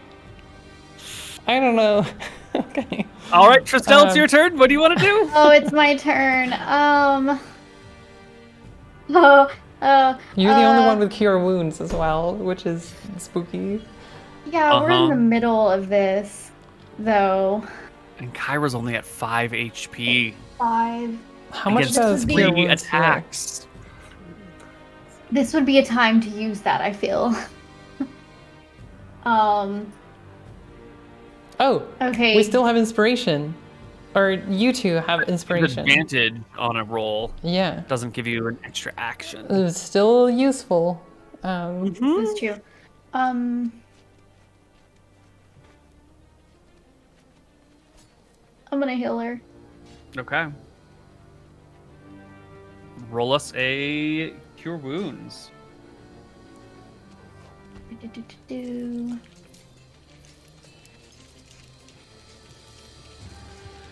Oh yeah, that's Five true. more. Chat had a good 1d8 idea. is my spellcasting mod. Should we metagame and read chat? Oh no. Sleep is a really good spell here. It's like almost D8 plus guaranteed. spellcasting modifier. What's So my D8 spellcasting plus. modifier? What is it? 3, 4, a million? Where's that out in the character sheet? Your spellcasting modifier is your charisma, so it's a D8 plus Oh. 4. Ha ha ha! I'm so charismatic. Go. Rip. 7 HP is pretty good. Brings you to Not so bad. 12, Not so Kyra. bad. And it is your turn. Okay. Oh God. I'm sorry, Pearl. It's fine. I am going to shout at Pearl and Chistrel to ask them to try and guide me to the sword as I shuffle around the troglodyte. It is definitely blocking this little narrow passageway between you and the sword. Okay, have no idea what this looks like. Okay, cool. Yeah. Shit. Oh yeah, you can't see shit, can you? No. So you just heard the sword clatter behind, in front of you, but you can hear the creature stepping around, its hands whipping out in your direction. You know that you're face to face with a monster. I don't want to say this at all, but did I start within 5 feet of it? Ooh, that is absolutely true. Yes, you did start within 5 feet of it. Please, thank you for reminding me. How can I forget the troglodyte's best maneuver? It's stench. DC 12 con save. The overwhelming power of the creature Fuck. gives you poison until the start of your next turn. Excellent. So you have disadvantage on attack rolls and saving throws. Fuck. Pretty much. Okay. Well, that fucking sucks. Yep. If But I you know try what? It's okay. You already have disadvantage on your attack rolls for being blind. Yeah, it's fine. It's fine. It's fine. Let's see. It goes next.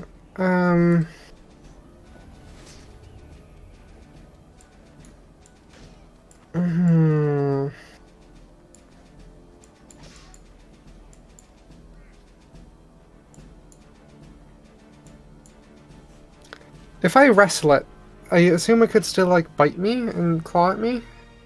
Or if I'm like wrestling with it. If you are grappling with it, it can probably use its claws and bites still. That makes a lot of sense. Definitely couldn't use weapons. but depending on like your approach for grappling, if you just like hold on to it, it can do these No, I'm things. gonna like tackle this shit. Okay, you want to like throw it to the ground, bring it Yeah. prone. Would it depend on Okay. like what you're grappling? Like if you're grappling its throat, it wouldn't be able to bite, or if you're grappling its arms, then it wouldn't be able to claw or something. That's true. If you can specifically grapple at its arms, you might be able to disable its claw attacks and it'd still get its bite. Or if you grapple its head, it won't be able to bite, but might be able to claw. Yeah. It gets 2 claw attacks, right? So claws would probably be pretty troggers, if that's possible. Yeah, That would be I guess super I'll do that. chargers.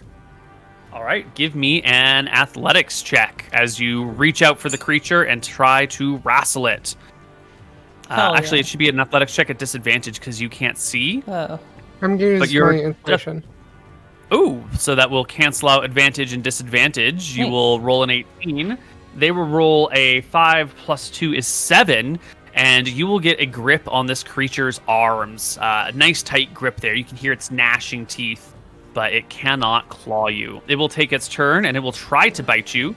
Can I like spin it around so its back is facing Pearl and Tristel?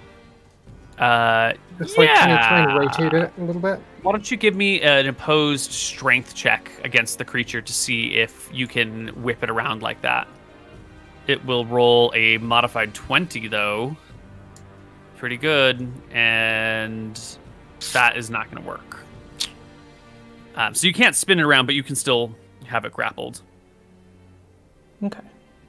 The creature will attempt to bite you this round. Its teeth will come close to you and sink into your shoulder, rending your flesh for 5 points of damage. Thankfully, you were cured last round, and you're not going to die. Yay. Pearl. Okay. Okay, can I jump over them and make my way to the sword?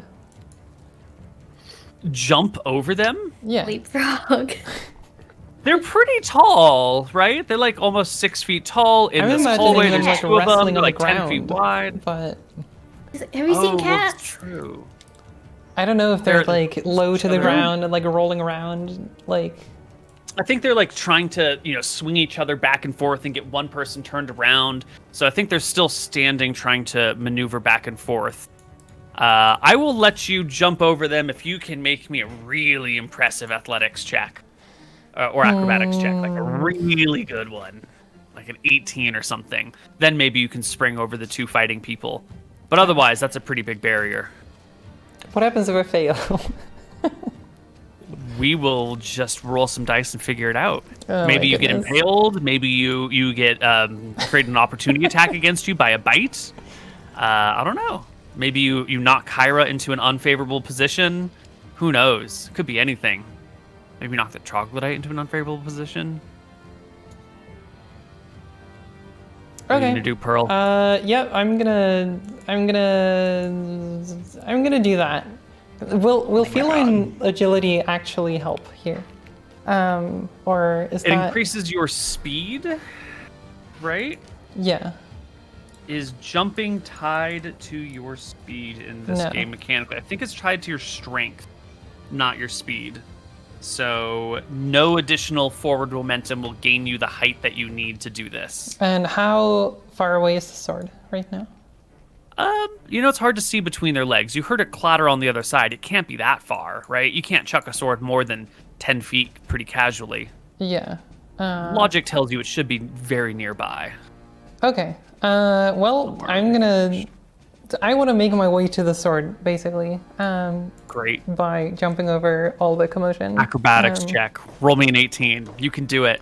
Okay, let's do this. I got this. Oh, I'm gonna use Tides of Chaos because I think I have that, right? That is advantage on...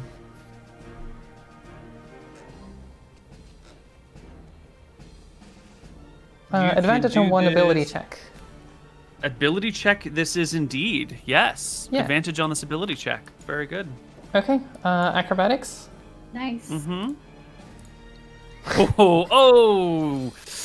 Oh my goodness. Brit. All right. This will be for Kyra. This will be for the troglodyte. So you land in the middle of these two creatures. Instead of leaping over them, you like get a foot on Kyra's shoulder, then you land on the creature. And I need Kyra and the troglodyte to make me strength saving throws to see how this goes down. Hey! Nice. All right. The troglodyte will take. You'll push off of Kyra. She'll stay strong underneath your feet. You'll land on the troglodyte, who will topple backwards, pulling you and Kyra onto it. So the three of you are on one big like cuddle puddle or dog pile or whatever you want to call it, and you are all prone. And I think your turn ends here in this like tangle of messy people. Kyra, you passed your strength check. So I guess you can decide whether you want to let go of the troglodyte or fall on top of it as it tumbles to the ground. I plan on attacking it next. So whatever gets me the best attack. So like I could like fall down with it and like slam my elbow into its throat or something, or I could like. That'll be it. Okay. Going down with the creature will put you in the most advantageous position. Will it still be grappled, or is it this in either or? Yeah, the two of them are grappling, so it was Okay, either let go of the grapple and have it fall, or remain grappled on top. Okay. So the three of you are in just a big puddle. Tristel, your hands are free. They're in a puddle. Can I try to jump over this puddle? Oh, no. Yes. Now that they're all prone, it's a simple thing to get across it. No problems. Just half Amazing. movement. Yeah. So it'll take like all your movement to get to here. I love being and difficult terrain. Sure enough. And I see you can see it's resting like right here. So can I? Right next to I've used my movement. Can I pick it up and toss it to Kyra? Yes, you can pick it up and chuck it. And well, Kyra can't see it. I don't know if you want to throw it at her. Oh, here. Think fast. Oh, geez. I mean, it should be loud enough so that she can hear where it lands, right? And But I can see her. So Yeah. Yes. So Kyra, you hear someone say, "Here's a sword." I in the want that. dark. I want a sword. So,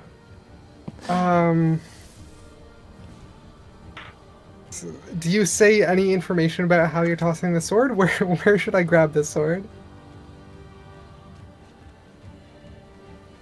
Hold your hand out. I'll throw it at you. Okay, This is I will. dangerous. Or I won't Be a good throw it at you. I'll sheriff. do my best I will- to hand it off. Okay, if you're close enough to hand it off, that'd be really useful. Am I? Yeah. You can can take the rest of your movement and just hand it back over. Okay. Okay, I good. won't throw it at you. A little bit Kyra, you easier. can voluntarily disengage from this grapple that you started. The troglodyte is hoping to get away from you anyway, and you can grab the sword. You can't really see what you're stabbing at. Yeah. There's a pearl there, but But I'm like furry I and was soft. I'm not just- slimy and lizardy, so sense of touch is useful. Follow the okay. steam. Here we go. I'm going to hold the Stab sword the in one stench. hand, push down. My camera's not on. I don't know why I'm not gesturing. Like, press a hand downwards as I like thrust downwards with my sword, and if I like hit fur with my hand, I'm going to stop stabbing. But if I don't, Great. Make me an attack roll at disadvantage for not being able to see. I guess that's countered by the advantage of your target being prone. So just make me an attack roll, and don't roll really, really badly. Oh no. Because if you roll really badly, your hand like lands on the creature, but then the sword goes a few inches away and hits the pearl. But 15 will do. You bring your sword rightly into the monster oh my god! for Gracious. enough damage for the thing to stop moving. Oh, that was a natural highest damage. That was very needed. Holy shit. Righteous. Oh my goodness. Okay, we gotta get the fuck out of here. We're running. I'm still tied. yeah. I want my hands back. Oh, let's untie Pearl, maybe. I think the jig is up, as they say. I have a sharp sword. I'm gonna like blindly hold out this sword and like try to find Pearl to letter. Yeah, I'll cutter just align rope? my hands and try to like. Easy Cut it up. peasy. You free yourself, but at this moment you hear the sound of other footsteps. From Okay, where? we're getting the God. fuck out of here. We're attention running. that you We're... guys, yeah, you've From what created attention. direction? Forward, roughly. The first creature will pop. Well, it'll only get to about here. You don't see that. Pearl, you've freed your hands by now. The whole party has stood up. You've agreed it's time to go, and you're at the start of the turn. How does leading people work when we're not going at the same time? We're all going at the same time. We all Yeah, you're all- grouped up in the initiative order. Okay. I kind of want to use my feline agility to speed everyone else up, but I don't think that's possible. It is definitely not. No. Yeah, I guess I'll just try to find an exit or like. Well, anything. you can see light shining in from this direction. Oh yeah, that looks like an there's exit. light coming out here. Hell yeah. No. Okay, well, I guess I'll just use as much movement as we can to make our way out. It's a simple thing. You can all go 60 if you want. Yes. Yeah, I think that's. Yep, I think let's that's all what go we'll 60. do. Okay, so you will Unless get to like after about 30, there's here. like 50 monsters that are gonna do things if we don't stop. Right? Okay. And then you'll come on out over here, and you'll be behind, and finally you can break I into the can daylight see. and see. Can see the world. It's actually a little bit dim right now. There are heavy clouds overhead. It's been raining. It's still raining, so there's not a lot in the way of light. And then these two creatures will do some of this, bringing us here. And you guys will see coming out of the cave after you, partially, is a badly wounded troglodyte. One of the guys that you fought earlier who is on almost no HP still, who will see you all and pause for a moment as it realizes Kyra's got its weapon back, and it's going to take a couple steps back inside the cave. Tristel. I'm gonna run. You just Wait. bolt? Yeah. Oh, I'm sorry, Pearl. Yeah. I missed Pearl in the initiative. Oh. Okay. Oh, I think we just keep on bolting. If we stop, they're going to catch up to us. yeah, I think we're just gonna keep on using all of our movements to escape, essentially. Okay. The other troglodytes will group together, come after you. Now that there's a group of 3 of them, you can see that the 3 that are coming after you are all still wounded from the fight earlier in the day. And they are not like inclined to catch up to you. It looks like they're kind of following after you just to see where you're going. They are not super confident in this battle. Can I? So I can. Pearl, A bonus I have an action. idea. What? You have feline agility. Yes. How about you also have a magic missile, right? That's exactly what I'm about to ask. Can I use feline agility, generate a spell slot using my sorcery points, and cast magic missile, and also escape, but together with everyone else? Sorcery points is a bonus action. Does feline agility take a bonus action? No. It just says once not. per turn. So yes, you can use your feline agility. You can use your bonus action to convert your sorcery points. You Yeah. can cast a spell as an action, and then you have your movement left. And that is everything. Oh, maybe I don't need feline agility even. No, I think you do to keep up with us. I want to stay as a group. But do I though? Oh, because I use my action. That's why Yeah. I need to Yeah. double it. Okay. Yeah. Well, roll me. Yeah, I'm gonna do that. 1d20. One magic missile on each, I think. Great. Roll me a d20. God damn it. But you know what? You did use Tides of Chaos earlier, so roll me a Oh, d100. Oh. This is dangerous. Yay. Okay, we're fine. Most of them are positive, right? So it's fine. Hell yeah. good Nice. number. Nice. Very nice. All right. Well, let's roll the damage, and then we'll deal with the effects in a moment. It's going to be 1d4 plus 1 for each target. We'll just go left to right. Left, right. Okay. Oh wait, it's 1d4 plus 1, right? Yes. So okay, 5 for that one. First one dies. Second one dies. Third one does not die. And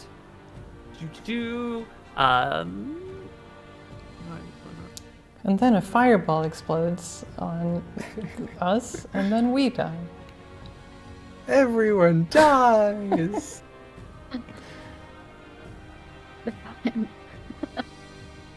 Fiery snake appears. you see the grasses and bushes and trees in an area. Ooh. How big is the area of this? 20 feet on a side per level of experience of the caster. You're level 2, so a 40 by 40 square or 40 by 40 by 40 cube of plant life just begins to, I guess it should be centered on the target, so you will probably be out of it. Begins to grow rapidly, and the ground just like shifts as the plants go wild. Oh. Yes, that is perfect. That Neat. seems to be an branches. advantage.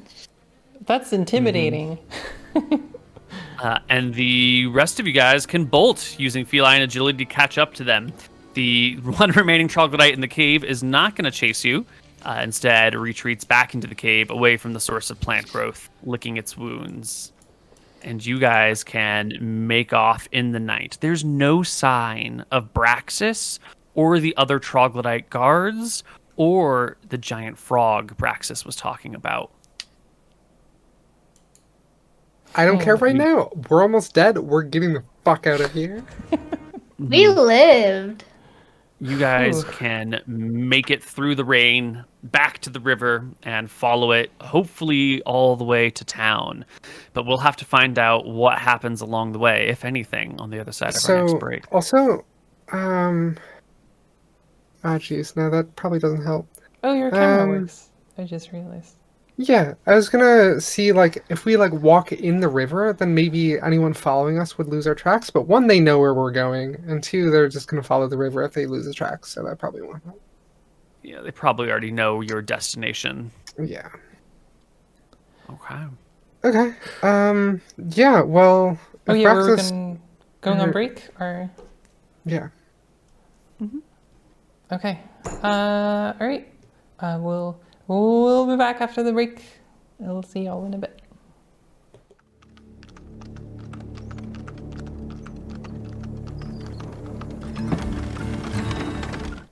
Hello, everybody, and welcome back to Embers of the Wilds. Our party manages to escape in the late evening and make their way, or in the late afternoon, and make their way back towards town. You are pretty far away. If you travel all night long, you might make it back sometime tomorrow, next day. But traveling alongside the river when it's swollen like this in the middle of the night might be a little bit dangerous. Are you guys more interested in moving quickly or moving safely? I think initially quickly, so that, like, if they send out a scouting party, I don't want them to find us, I guess. But I think, like, if we're walking from mid-afternoon, we should be far enough away by the time night falls that we can, like, spend the night. Maybe? Can we also do it on the... I don't know what side we're on right now, but, like, on whatever the other side of the river is. The other from where you had the battle? Yeah, like, let's say the river runs west, and if we had the battle on the north side, I want to make sure that we're on the south side, so there's more of a barrier between us and a potential searching party. Because I feel like the obvious route for them to look for us would be along the river, downstream. And also, Okay, so like, a 5-minute walk out off the river. So if they're, Yeah. like, following the river, they won't see us.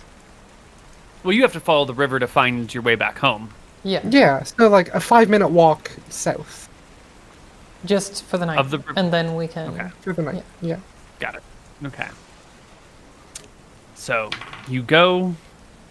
The Raxus and his minions return to their cave after chasing a frog for some time. You see the dead bodies, get the report of what happens.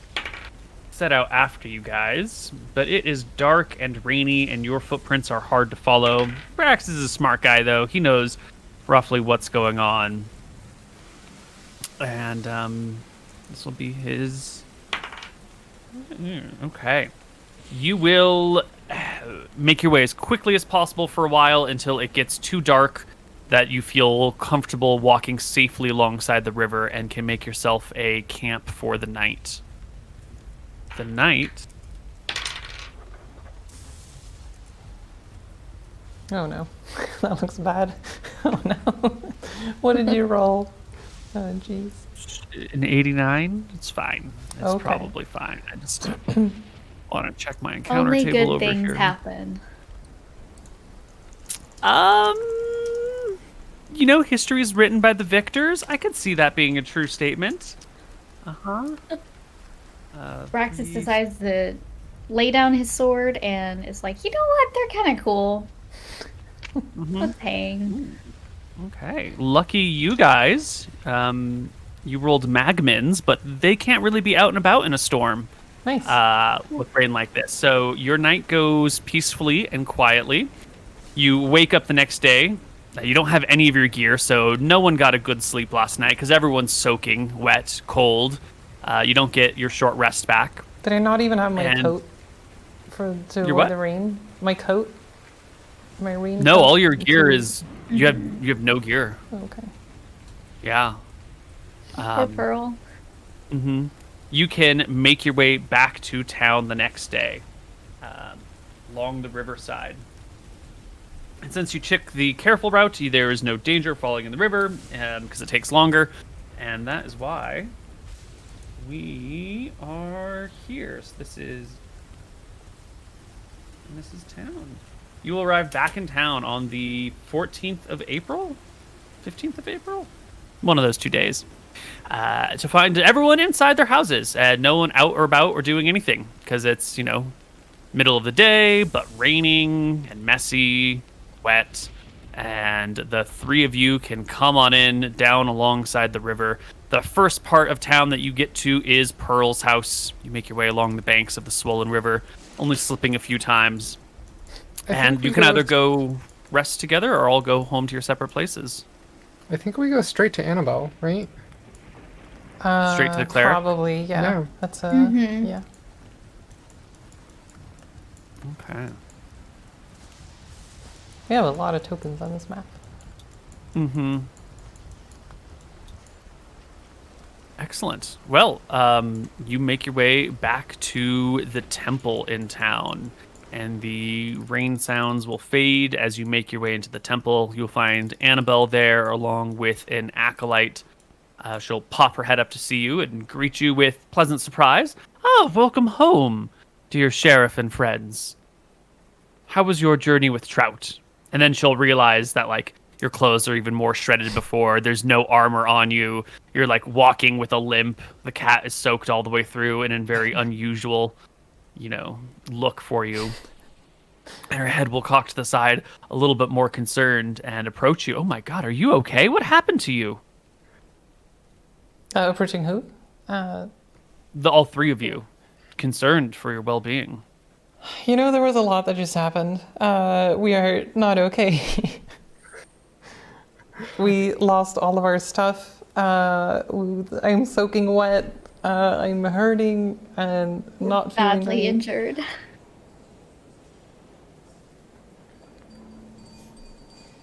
She looks aghast. Well, please. And she, when did she last? You guys came back to town here. She's had a week of rest, and it's been raining, so I don't think she's had to cast any spells. So she can afford a couple of Cure Light wounds, I believe. Here is one for one person at 1 HP. Here's one for one person at 1 HP. So 7 and 8. Since Pearl is the highest one, you'll take the 7, and then Tristel will take the 8. So you'll be at 8 and 9, respectively. Okay. All right, and the party is all over here in the temple. Oof, so far. There we go. Well, Annabelle looks to you all after having thrown down a couple of healing spells. You've come here for some reason to me instead of to Mayor Barnaby. What? So we were walking along the river together with Trout, our new good friend. So Trout was smelling some sort of magical source somewhere, and we've been trying to figure out what is happening around town, and we thought maybe he knew something about some magic nearby that could help us figure that out. Along the way, we were attacked by the troglodytes again, including the one that we talked to earlier, Braxis.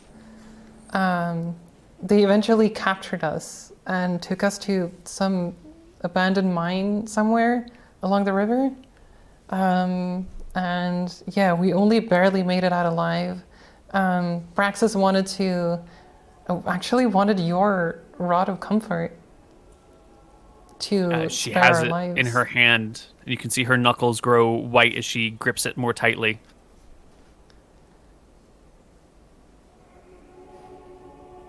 Yeah, Braxis wanted it because apparently we caused him great dishonor, and I don't think he wants it for any particular reason other than it is a highly valuable piece that would restore honor to his name.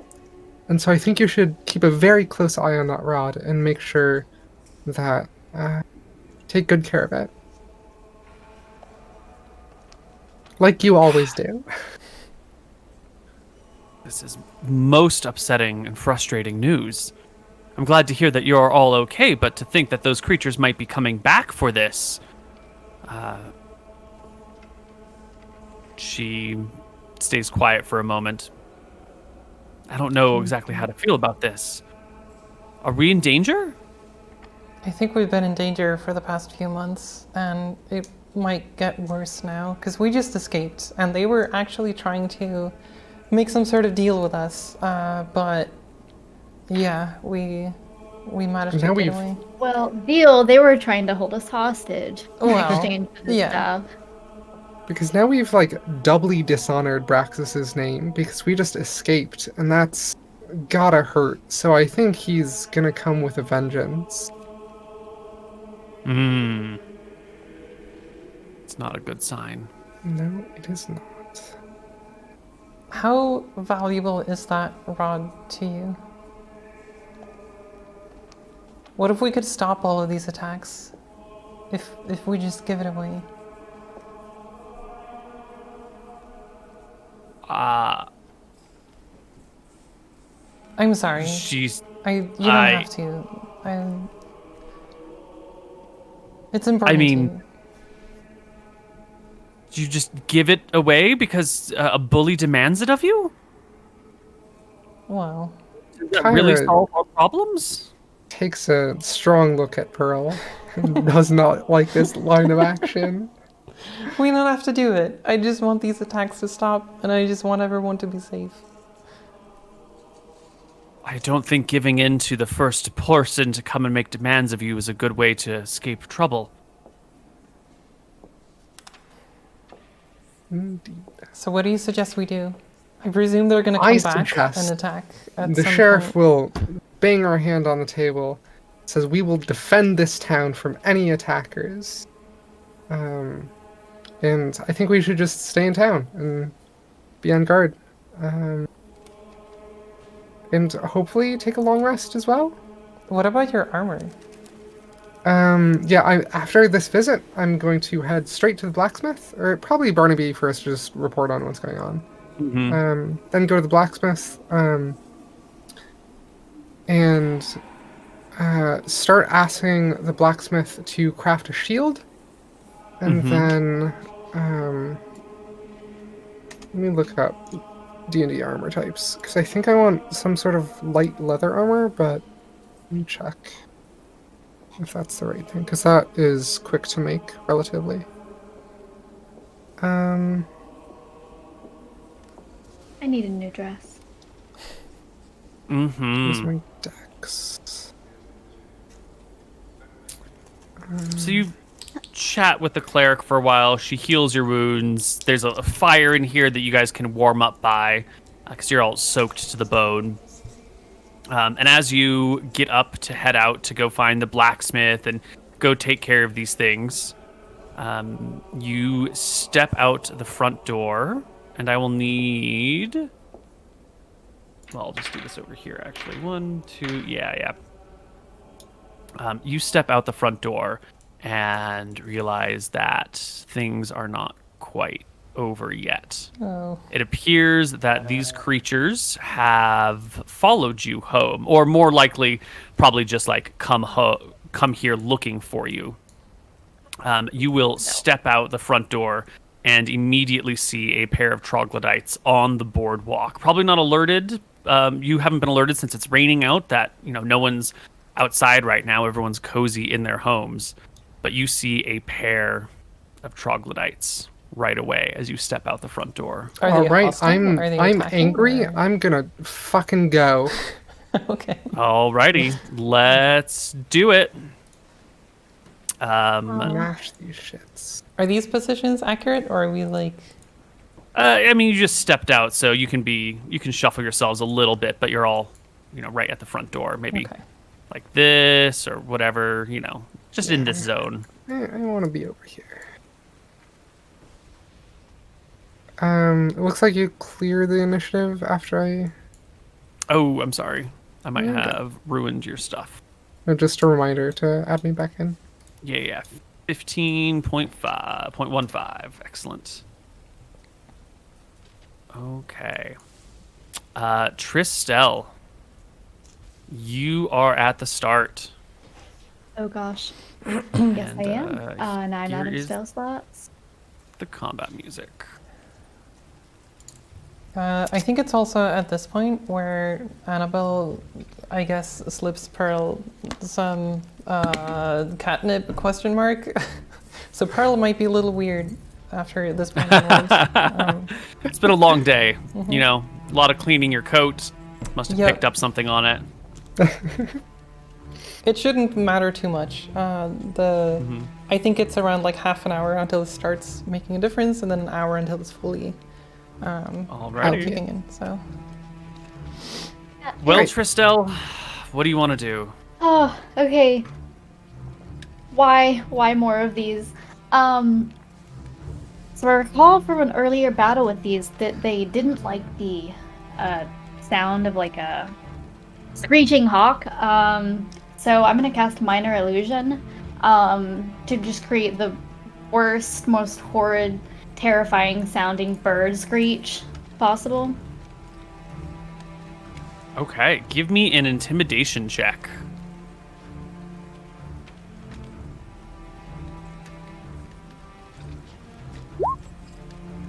That is really good.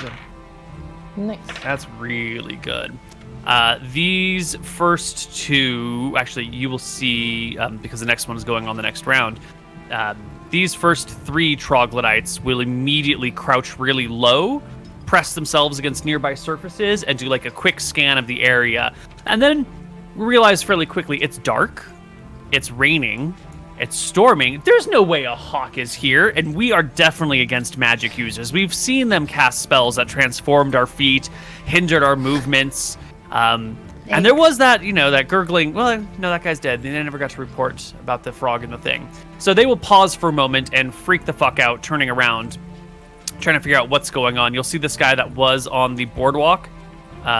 He will just immediately jump down and hide underneath it. So I know it looks like he's on top of the staircase, but for them, he's actually under the staircase. And these other 2 guys crouch low until their turns come along. So this guy For their goes in the turn, staircase. I do want to use a bonus action to use Bardic Inspiration and give that to Kyra. Excellent. All right, Kyra, you are bardically inspired. You can add a d6 to an attack roll, or maybe saving throw. I'm not sure. This one will lay low and spend its turn searching for the hawk. And Kyra, it will be your turn. All right, I'm gonna go slashy stabby. With a, I've already used action surge and I've already used second wind. Yes. Okay. You will Damn. critical the creature as it scours the Okay. land looking for a hawk. Nice. You will do 11 damage, which brings it to 0. And the troglodyte falls to the ground, its head rolling across the deckway. Excellent. Any movement at the end of that turn? Yes. I will back up so I am not within the 5 feet of the stench. Ah, smart. Okay. Next up is Braxis. He's up Braxis. on this third, well, what you assume to be Oh, Braxis, Hey, fucking Braxis. is up on this third level of catwalk, will come across the planters here and leap off this third area, spreading his wings into a glide. Not a fly, but like a gliding float, which will bring him down here, where he will land and then try and make his way past Pearl to the inside of the temple. Pearl, you are right near the front door. Yeah. So you have an option here. He's clearly trying to get to the front door. You can let him in and ignore him, or you can block the front door and force him to engage you.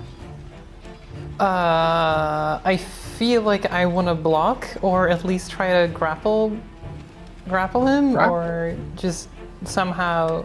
Okay. Yeah. Yeah. You can just stand in the front of the doorway, Yeah. and Braxis will attack at you, actually. I think I want to back in, and then if Braxis is coming in toward me, I'll tackle him out. I think that's how I want to do the grapple. Okay. Sure. The grapple will come on your turn. Okay. So he'll just take his turn right here and start off with a regular sword attack at you. Oh, jeez. You know what? No, I take it back. He's just going to shove you out of the way. Oh. So he's going to make an athletics check to just get rid of you so he can get into the temple. He's tired of you minions in his way. He's going for the rod, and you're not going to stand here. So acrobatics or athletics, your choice.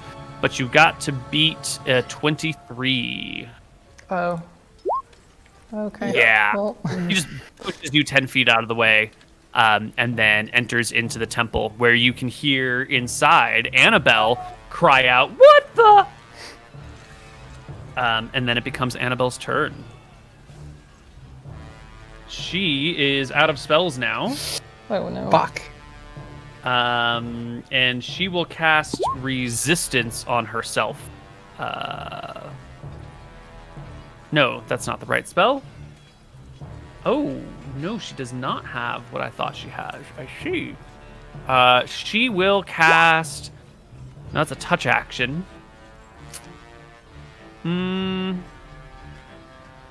She will take the dodge action this round. Is her choice. Yes, she is dodging. Attacks against her have disadvantage. Pearl.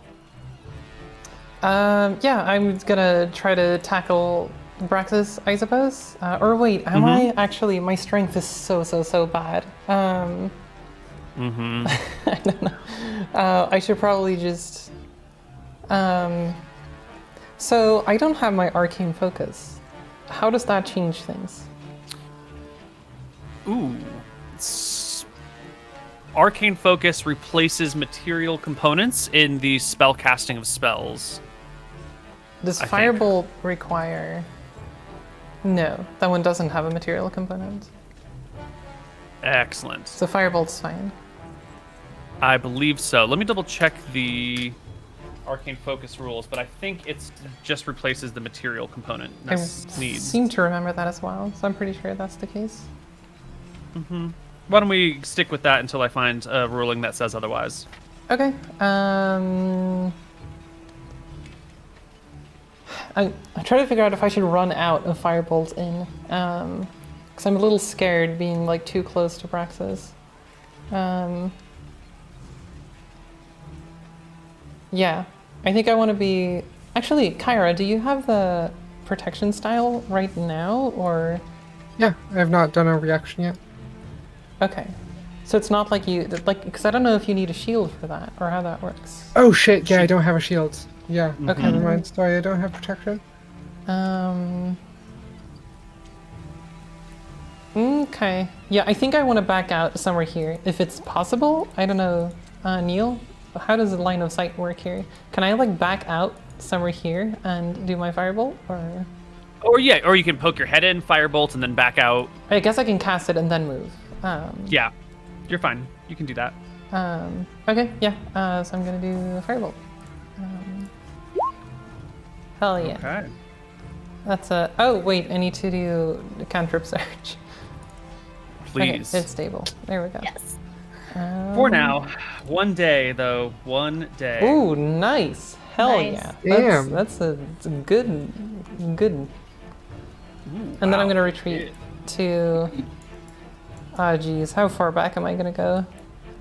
Oh my god, I just realized if we kill Braxis, I have armor. Right. You Oh, will true. blast Braxis for like a third of his hit points in a single blow. Hell yeah. The fire coats the creature, burns off part of his cloak, revealing his scales beneath. The monster will turn away from Annabelle to face you. But that's it. This And the is a dead chainmail? drug. The chainmail is under. Yes, Braxis is wearing armor. Awesome. Right? Yes, he's got a chain shirt on. Pearl. Those guys spent their turn doing that stuff. We are back at Tristel. Okay. So I can see Braxis. Yes. Yes, 100%. I'm gonna, I guess, move kind of closer toward him and then shout, "Stop right where you are!" and cast Minor Illusion again and try and create the illusion of flames kind of popping up around him. Ooh. Describe to me in a little bit more detail what this looks like. What sort of flames? How around him are we talking? So around him in a circle. So trying to like create the illusion that okay, Pearl's just hit him with this fireball, and then I've cast a spell to create a ring of fire around him, and prevent him from moving and attacking any of us, and just like flames, kind of like a wall. Okay, so you can create a sound or an image that lasts for the duration. If you create a sound, its volume can range from a whisper to a scream. If you create This an would be image, yeah. Okay, the image can't create sound, light, smell, or any other sensory effect, including heat. So I'm going to give Braxis, on his turn, a wisdom saving throw to see if he realizes that this is an illusion, because there's a good chance that he might. The next creature is one of these troglodytes, and it realizes now that the hawk is not real. It's scanned the area. There's no way a hawk is here. You know, there's no other monsters. This is the plan. So this creature is going to... he's up 5. Yeah, he'll leap the balcony, drop down, and scamper forward. I think he can make it all this way, and fight Kyra with tooth and claw. So here's the bite. That hits. 17 will hit you for 6. Oh god. Oh no. Yeah. And then we will claw for a 12. My AC is 12, I believe. Oh no. That's So my gonna dex be a is 2. hit. Wait, do you have Then- any... Do you have inspiration and whatnot? Does that help in any way, shape, or form? Or... Bardic inspiration. Yeah. On Definitely. offense, I think, or saving throws, maybe. I think it includes saving throws, right? Yeah, but there's no saving throw in Oh, being that's hit with a true, claw. All right. Attack roll or Rip me. saving throw. The Go down. troglodyte will rip you, and you will fall jeez. to 0. Oh, jeez. Excellent. Where's the rest of the town guard? There's supposed to be more people around. This is loud, and it's... And presumably, if the town guard hears you, they will come running. But if they are stationed, anywhere that's more than 5 rounds away from you, if it takes them more than 30 seconds to get to you, you're going to be in this battle by yourself the whole time. They're pretty far. Or movement is pretty slow here, right? They can only close so much distance in a round. Anyway, the troglodyte will move over here and make a second claw attack. Oh, it's another beautiful hit on Tristel for another 3 damage. Okay. These troglodytes are amazing. Disrespectful. This one will move in over here. Where's it going? It sees this, it sees that. Its goal is to get to Braxis. It will come in, Braxis will shout, and the troglodyte will go around the ring of fire and approach Annabelle and square off with her. I think it takes all of his movement to get to Annabelle, though. Kyra gets to make a death saving throw. One failure. Oh, no. Well, Oh, jeez. Okay. Our monster checks his wisdom willpower and is going to take an attempt to jump and dive out of the flames and roll away from them. Does so, realizes now that hey, that's not real fire. Turn around to face you, spellcaster who made fire appear on him. And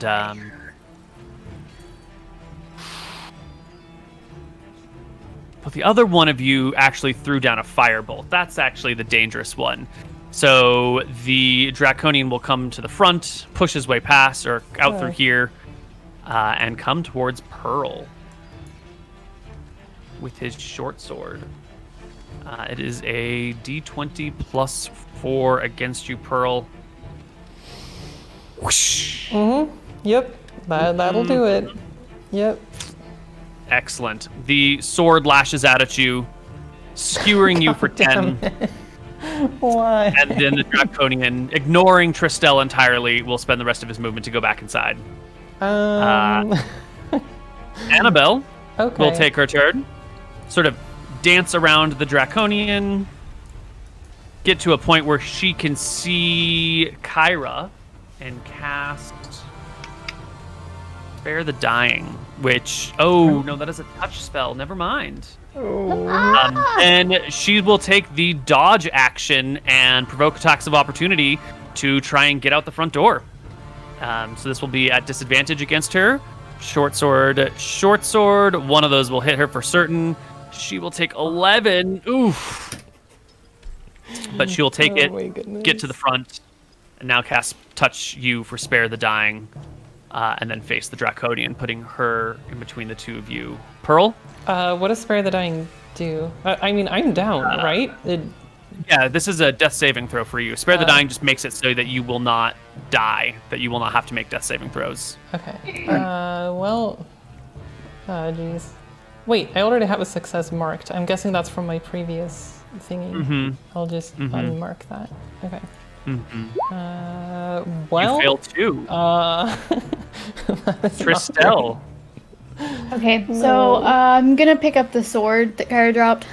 She's right beside Excellent. me. And then I want to. So can I go and go over to Pearl and try and perform a medicine check Absolutely. to stabilize her? Okay, so I want to do that. But first, make me a Constitution saving throw because you start your turn next to one of these creatures. You have advantage because it's raining.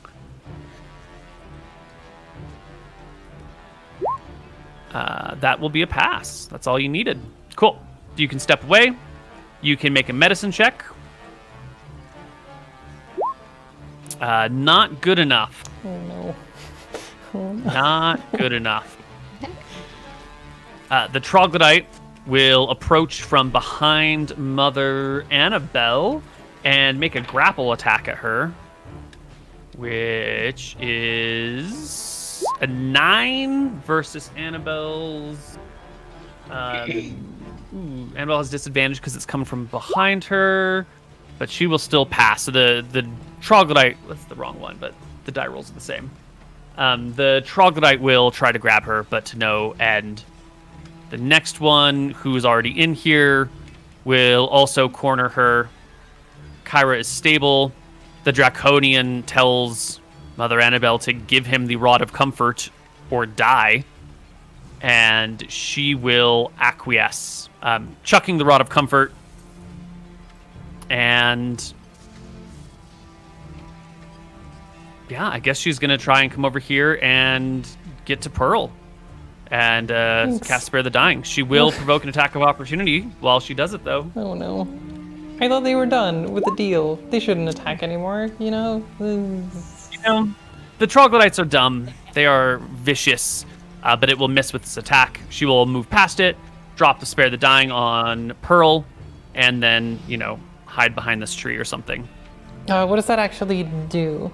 It means you are stable. You no longer need to make death saving throws. Okay. Do I just remove the failed throws? Or? Yeah. Okay. Yeah, you're fine. You're just fine at this point. Okay. Tristel, you being the only conscious one, you can see the Draconian, known as Braxis, grab the Rod of Comfort and make a motion to the troglodytes as he... Well, I guess you get to move before him, but it looks like he seems satisfied with this rod.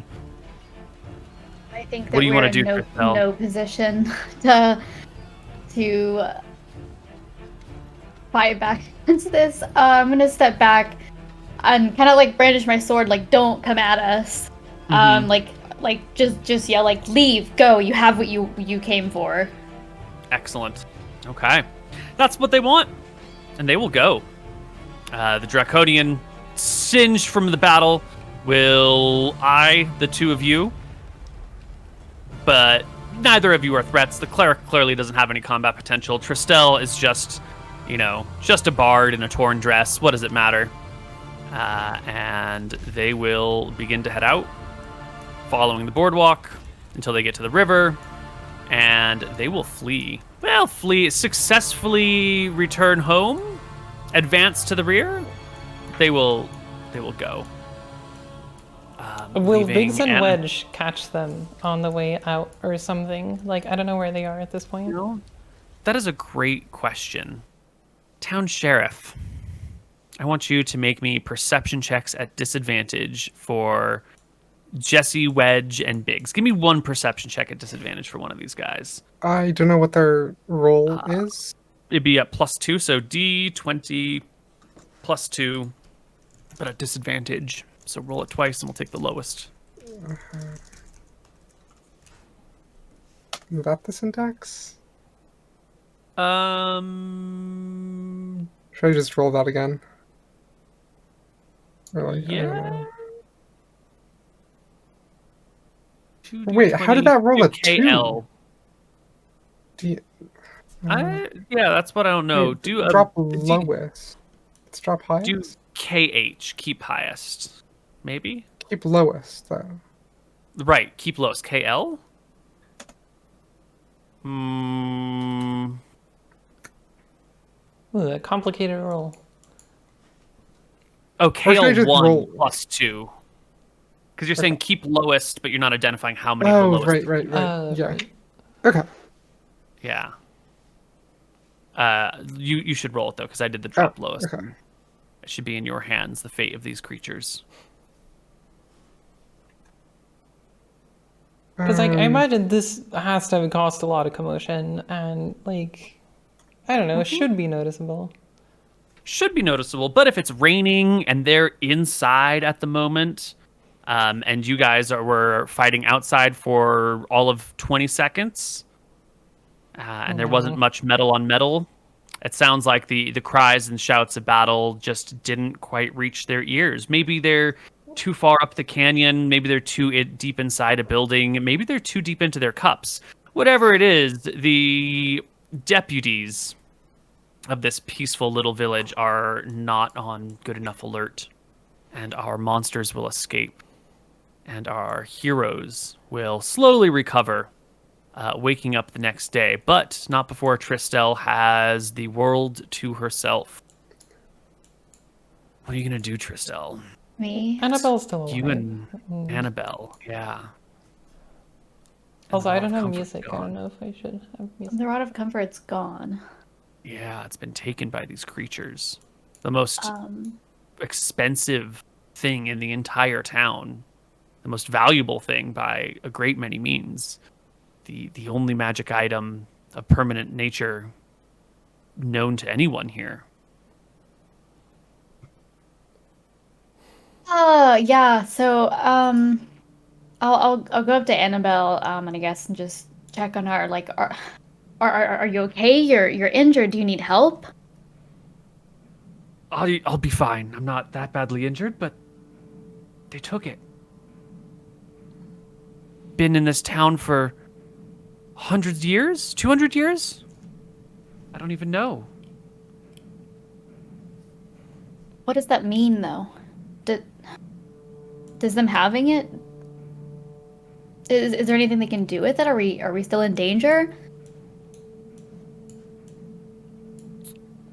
It doesn't confer any offensive capabilities, but it's a powerful item in its own respect, able to tend to the injured and keep people safe from extremes in temperature and weather. Well, There's great magic within it that, depending on whose hands it fell into, might be channeled into some other nefarious means. I don't know. What is that thing that came? You called it Braxis? yes, we captured him and took him prisoner and then let him go. I remember, but And now what we're is here. it? I don't know. Some intelligent creature. He's reptilian, right? Or amphibious. Reptilian, yeah. Okay. The troglodytes are amphibious. Yeah, Oh, and it had wings as well, which it did. Yeah, apparently he has wings and can fly or glide. I'm not sure about him. He's intelligent. He can command, this small, I guess not an army, though he says that he has one, but I don't trust him with it. I didn't think that we should give it to him. If it's important to this town, and honestly, I'm not entirely convinced it isn't dangerous, then we can get it back. I think we have to. I mean, it's not your responsibility. You're not of this town. But if you could, when the others are healed and rested, I've made sure they'll be okay. We would all owe you a great debt of gratitude if that could be something you're able to do. Well, while I may not be from here, this is where I've come to call home, and I've committed myself to defending this place. Like, we'll get it back. She puts a hand on your shoulder and will say a short prayer to Martha, goddess of life, creation, and healing. And then ask you to help her drag the bodies into the temple so they won't be rained upon. And then people will be alerted, and eventually the rest of the party will wake up. There are no more encounters that day. And everyone's awake. neat. Jesus Christ, that's so close. Whew. Well, party. If you take a long rest, you'll get experience, which will probably, maybe, push you over the level. What's the limit for level 3? Because we're at 683 now, I think, 900? right? It's 900. Yeah. Yeah. So 600 past. Or you could just rest for a couple of days to regain your HP and then set out, depending on what you think is the right course of action. Should you wait to be at maximum power, or should you go as soon as possible to recover this? That's a good question. I feel like if we do it as soon as possible, we're probably not going to encounter as much. Okay, so But we also... Draxus. Did he say that, like, he lost honor with his tribe, or I forget what exactly he said. Oh, I forget that too. Yeah, I don't know if he's like responding to some, or if there's some higher power controlling him, you know? I mean, so Right. specifically, I'm thinking that if he does have a tribe that he lost honor with, that means that he might go back to that tribe and say, like, hey, I have a fucking rod, instead of going back to the cave where we know he would be. Yeah. Although in either case, I think he would leave immediately, and so I don't think following him, It's possible. like in either case. So either we do a long rest and he's still in the cave, or we follow immediately and he's either in the cave or like. So I think it doesn't matter either way. I guess I'm not going to get my spells back, right? If we do a short thing. Yeah. So I think we want to do a long rest. We're going to be a fuck ton more powerful if I level up, because we're going to have a lot of health. Yeah, I'll get So I think we should do a long rest and see if we level up. Yeah. And see if you can get some armor done in that time. I don't know if that's possible. Okay.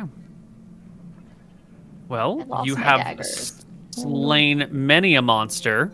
Yeah. Let's see, there were 2 there, plus 1 here, and 2 there. There are a lot of them at the river, right? Yeah, but we like you didn't kill only- any of them.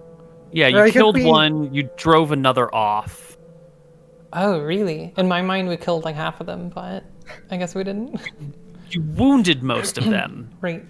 You put one to sleep, you killed one, and you drove one off. So, yeah. But then you killed one inside the cave. You fought 2. You killed 2 in town. Killed 1 in town. Yeah. And then 1 in 2 town. as we left 1 the in cave. The cave. 2 as you left the cave. 3 over here. Okay. And you guys are at 8 something, right? So this will barely put you over. I thought you we all were take at home. 683. 683. You're at 683? Yeah. Ooh. Ooh, okay. Let's see. Oh no. So we won't get low. I think count. Was there something else? 7 troglodytes. Last session we got experience after you came back from the town from Northridge. Then you met Trout. You trouted about. Yes. Was the discovery of Pearl's teleportation location before or after we got experience? Because that's some was- spicy lore. After, yeah. So you guys have detected the magic everywhere. You've seen these interesting bubbles. So we'll give a little XP for that. You've discovered the mine. Do a little bit XP for that. That brings us to 183 experience each. Ooh, that's not quite there, is it? Is there anything else you guys can argue? Give me a reason to give you a little bit more experience. Jeez. My very cool jump over Khyperia and the troglodyte as they were battling. That was really neat. It was. I fell down into the You pile. fell into the Alright. pile. Here's a couple things. One is being friends enough with the druid and like befriending them quickly enough that they try to come back and save us, because that's some That'll get friendship.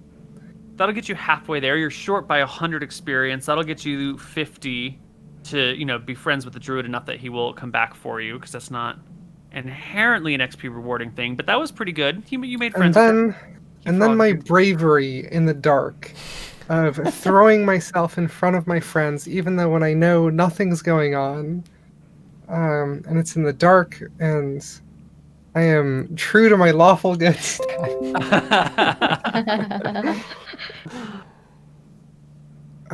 We made some sick frog noises. That's true. Actually, there were no frog noises made by anyone. Maybe if Kyra can give us their very best frog Hey, noise. what? No, but the No, made the one. Tristal, Yeah. the Sure, minor sure. edition one. That's your frog? I'm gonna need to hear frogs from everyone in the party if you want that last 50 experience. You know, we can take that experience another time. It's fine. No! There we go. Freya, What? what's your frog? What's your What frog is like? this public embarrassment? I don't like this. For XP. It's for It's XP. worth Do it it. for the XP. But it's a level. Do it for that. I don't remember how frogs sound. What do they? I don't know. Oh, croak. jeez. No. Also, ribbit. But that's like just words. That's cheating. But like do it with flair. I don't know. Come on. can just You put can, me if on you the can wear spot like cat this. ears, you can make a frog noise, right? Well, I'm not wearing frog ears, okay? These are cat ears. Okay, how about so there's a crow noise. What noise do crows make? What? Just like screeching. Shit. Oh, there we go. Nice. Pretty good. I still haven't heard Freya make any animal noises. Maybe Well- everyone gets to level but Freya. Yeah, that's fair. That's okay. It's fine. This All right, is everyone else unfair, will get Neil. to 900 and Freya will be 16 experience off of 900. Hell so you'll yeah. be at 883. Wow. Am I gonna be at 883? 883 instead of 900. Okay, cool.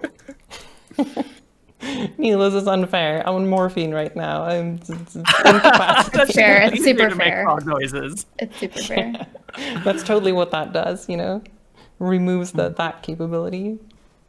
Okay. Oh. Great. So why don't we do a little bit of leveling up then, as you guys take your long rest for the week.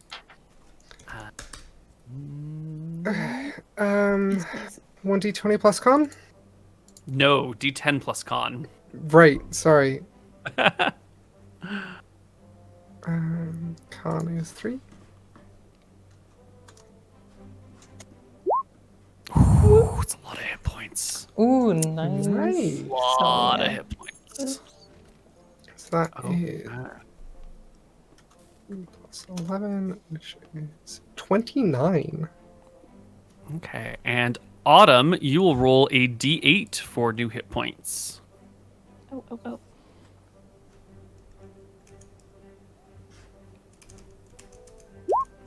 Ooh. That'll bring you to That's a 18. Icy max. meatball. Yeah. And let's talk about what both of you get. Our bard gets bardic college and expertise. So expertise will mean you pick 2 proficiencies that you know, and you just get better at them. So you've got acrobatics, deception, perception, performance, persuasion, and stealth. Pick 2, and you will be even better at them.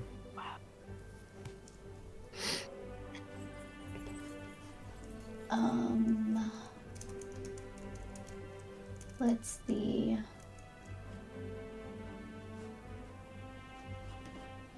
And it's doubled. The proficiency bonus is doubled, yeah. So you get +2.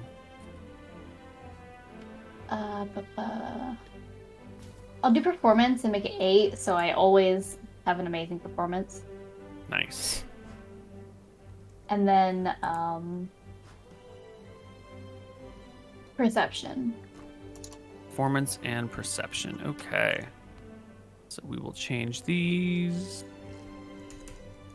And perception. Excellent. All right, so now your performance is really high and your perception Amazing. is super high. Excellent. You also get to pick your college.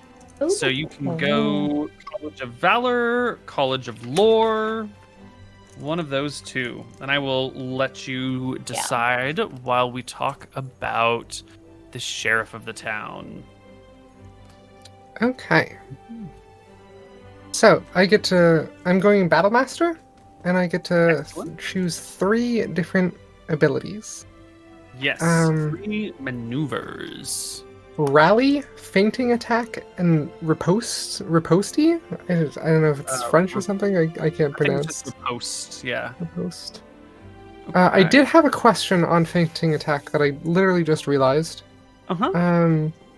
It says you can expend 1 superiority die and use a bonus action on your turn to faint, choosing 1 creature, blah, blah, blah, blah, blah. You have advantage on your next attack roll. So next attack roll against that creature.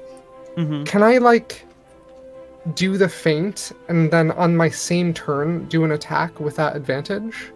Yes. Okay, So cool. in this situation, you would take a bonus action to gain advantage on an attack roll and then D8 on the damage die. Yeah. Okay. Yes. Cool. Yeah, so those 3. Excellent. Fainting attack, rally, and what was the other one? Riposte? Riposte. Excellent. Okay, I will make sure to add those to your thing in a wee bit. And that is all you get at this level is HP and martial archetype. Very nice. Cool. Woo!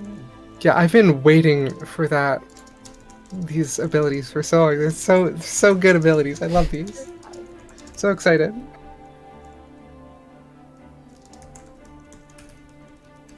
Excellent. And during this downtime, you also want to buy a shield. Yeah, so I want to buy a shield, and then basically whatever armor is fastest to craft. But my first option, since I assume I can't make chain or scale mail again in a week, that's not going to happen. Mm-hmm. Hide armor though. Yeah, you could probably get some improvised hide that might be under the classification of borrowing from someone, and if it's damaged, you'll have to buy it, and it'll just be like animal hides. Or I guess maybe it's best just to buy it straight up, because they're going to expect it to get put full of holes. Yeah, and it's only 10 GP. Yeah, so you can get some hide armor and have someone put it together enough. Okay. So pay out the 10. Your AC will go up by 2. And then hopefully you can get back your pre-existing armor or some new armor. Excellent. So that's 38. So will the shield be ready in a week? Yes. Or is there a shield already available? Okay. Yes. Cool. You can go to the carpenter and have the carpenter work with the smith to make you the shield.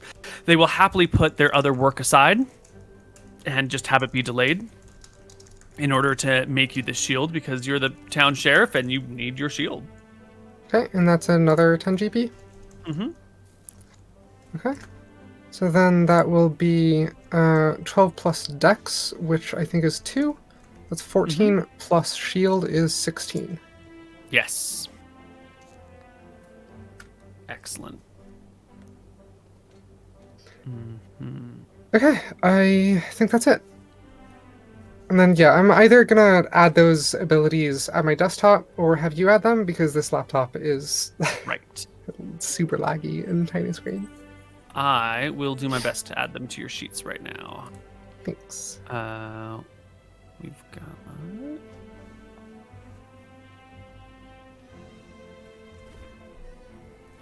and Tristel, have you decided what sort of college you want to go? Yes. I would like to choose the College of Lore. Tell us about it. College of Lore. Basically, I want to know something about most things, just kind of in line with the way I've already kind of approached the world, gathering from here to there, gathering information. It says collecting bits of knowledge from sources is diverse as scholarly tomes and peasant tales. And use my gifts to hold audiences spellbound. Excellent. So what does that functionally give you in So functionally, game? when I joined the College of Lore, I gained proficiency with 3 skills of my choice. So I'm just gonna get more proficient at more things. What do I want to add that to? 3. Maybe Arcana.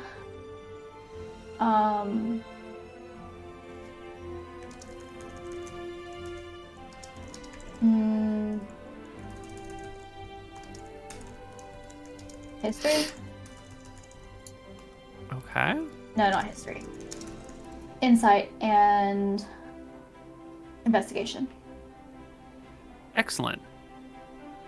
And then I gain an additional ability, cutting words. Can use my wit to distract, confuse, and otherwise sap the confidence and competence of others. So any creature within 60 feet makes an attack roll, an ability check, or a damage roll, and then and then I can use. So anytime they make one of those rolls, I can use one of my bardic inspiration dies and subtract that number from their roll. Ooh, so instead, this is where you can use Bardic Inspiration to hamper enemy attack Yep. rolls? Excellent. Okay, attack roll, ability check, or damage roll. Ooh. So you can either reduce an attack, a check, or reduce damage. Mhm. That is... Wait, on the person, do you cast the inspiration on the attacker, or do you cast it on the person being attacked? Or... So it's anytime they're making an attack on me, I can use one of my bardic inspiration dies. Oh, okay. So Like specifically for my you. own benefit, basically, but Okay. basically subtract that number from their. They don't have to be attacking you. It can be attacking anybody, it looks like. Yeah, Nice. Yeah, within 60 feet. nice. So that would be nifty. Okay. And then I think I gained an extra level 1 spell, which I'm still looking at the list. Oh, right, spells. Because you will also gain access to... I think I do gain something. Yes, you get access to second level spells. So you gain 1 spell. It can be of either first or second level. And then you can also change one of your existing spells, remove it, and pick a new spell as well.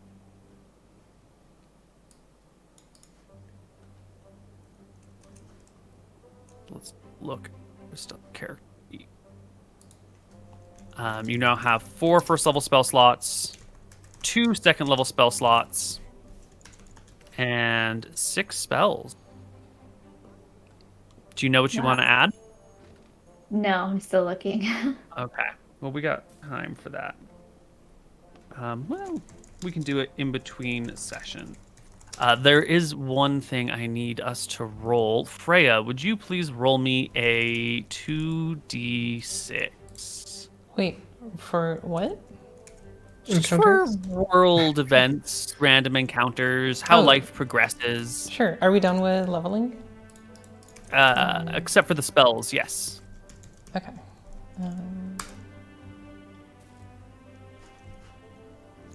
I think we've gotten 7 before, but I forget what it was. It is weather effects. Mm. So last time we had a long period of constant but not too intense rain.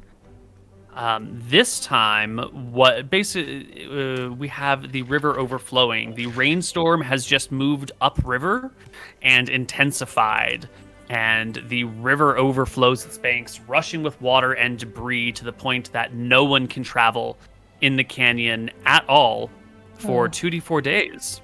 So would you roll me a 2d4? And that is how long you should I do guys another are one? trapped here. Yeah. 2d4. That will start right about 1, 2, 3 here. So 1, 2, 3, 4, 5. No canyon travel.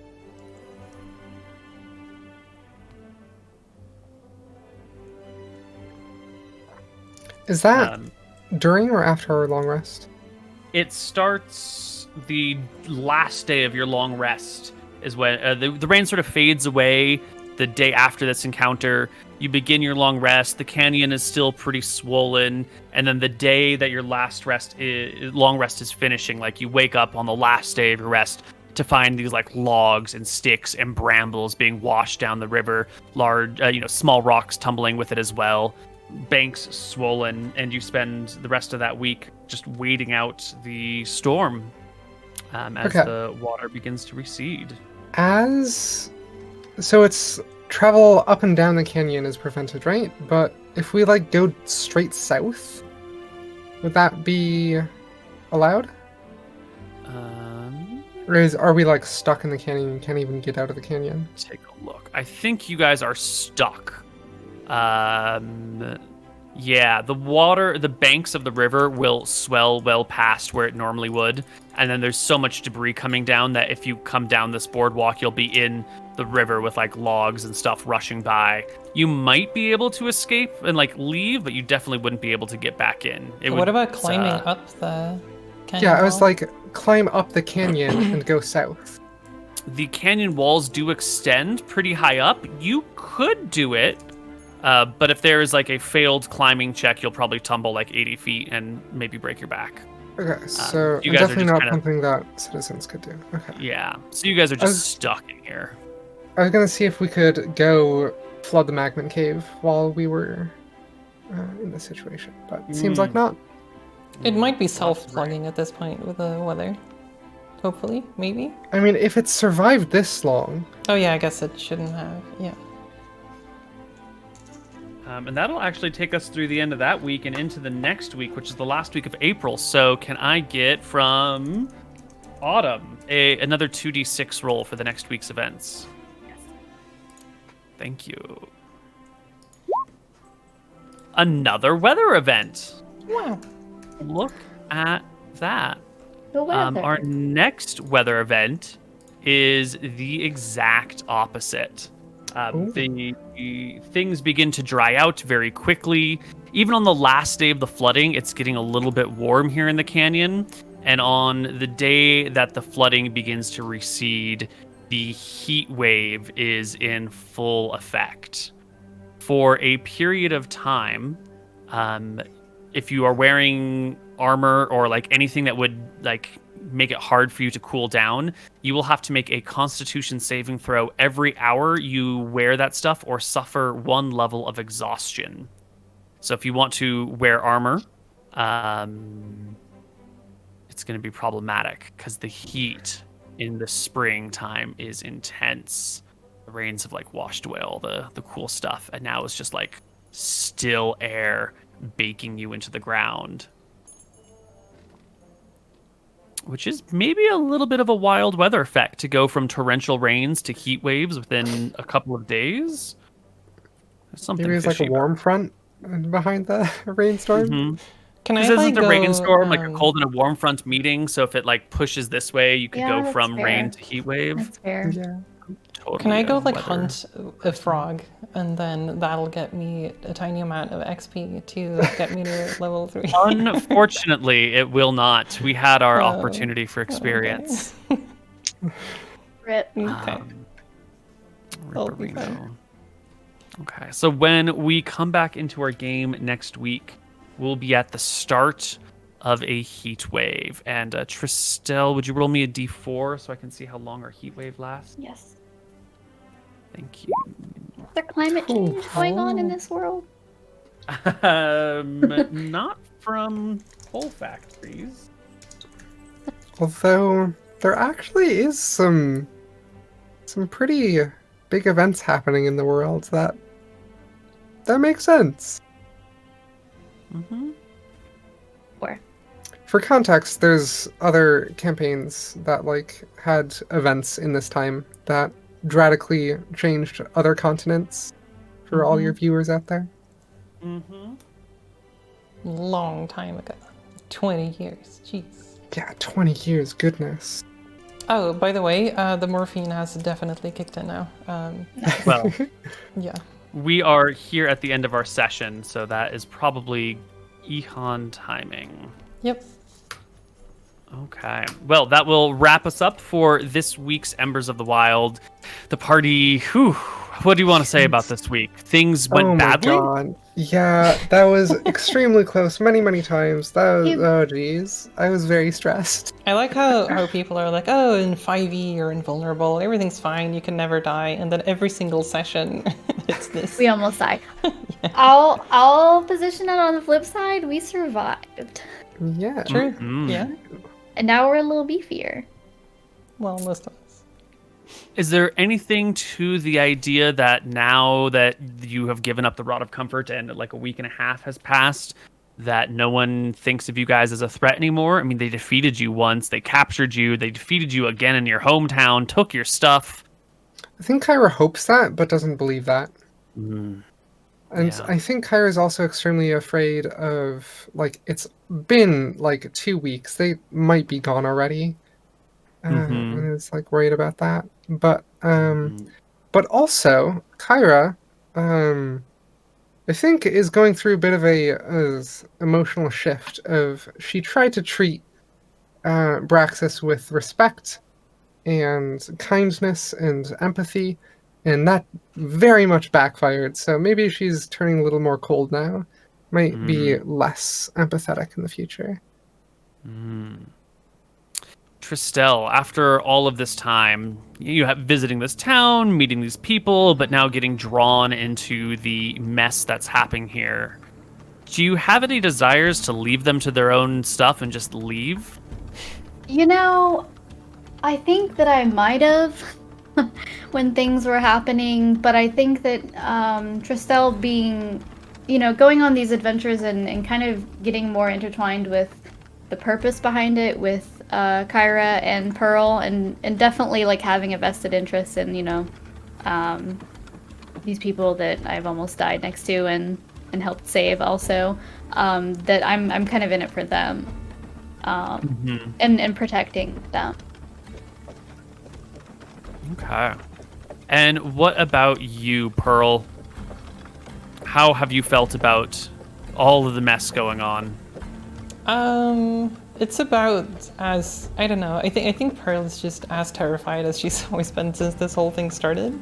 But I think she's like capable of turning that into action and like trying to do what she can to like save the people that she likes around her. And I think she's starting to feel like she's actually making friends with Tristel and Khyra after all of this. Because at this point we've been through a lot. So. And I don't think Pearl usually has many friends, so I think she's like happy for that, even though she's still got a lot of insecurities about, I don't know, if Khyra Tristel actually likes her or just because she's useful or, yeah. But otherwise, I think she's like feeling a little sad about the fact that we just lost all of our stuff. Khyra lost her scale mail and the Rod of Comfort and whatnot. And she's friends with Annabelle, so I think Pearl really wants to get that back for Annabelle at some point. Excellent. Well, hopefully we will see you guys get these items back next week when we return with more Embers of the Wilds. Heck yeah. Oh, one last question. Can Tristel ritual cast whatever spells are marked as such? Detect magic, I think, is one that we're because wondering that about would ritual have been casting. useful last session, I think. Bards have ritual casting abilities. I'm pretty sure they do, yeah. That's like If last they time I do, checked. then she should be able to ritual cast that stuff. I just know that not all casters have the ability to do ritual casting. Yeah, like I can't do that. Unless I I take can the cast any feats, bard spell I but- know is a ritual if that spell has the ritual tag, and detect magic does. Yeah. There you go. Nice. Cool, good to know. Yep. Pocket that info. I seem to remember that there was one more thing that I wanted to ask. I was a little worried that you were gonna ban Rally because it's really overpowered, but got it now, no turning back. No takesy backsies. No, I don't think I've ever had any players get Rally in my campaign, so I might just not be aware of its broken nature. To be like the first and last campaign that has it. It could be. Yeah, It's happened before. because it's Okay. what is my charisma?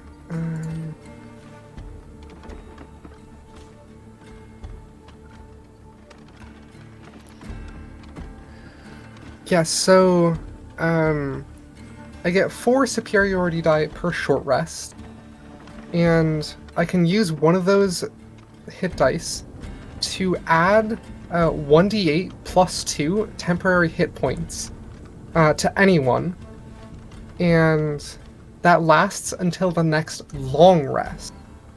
So I can have many short rests getting more superiority die, which doesn't overwrite the hit points. Yes, you But, can only like- have temporary hit points from one source, whatever Yeah. that source may be. So you can have if you give yourself D8 plus whatever temporary hit points, and then you do it right again, you'll just take whichever one is bigger. But if you take some hit points and then you get knocked down and lose them, you can give yourself temporary HP again. Yeah, so like basically every short rest, everyone has an additional 1d8 plus 2 health.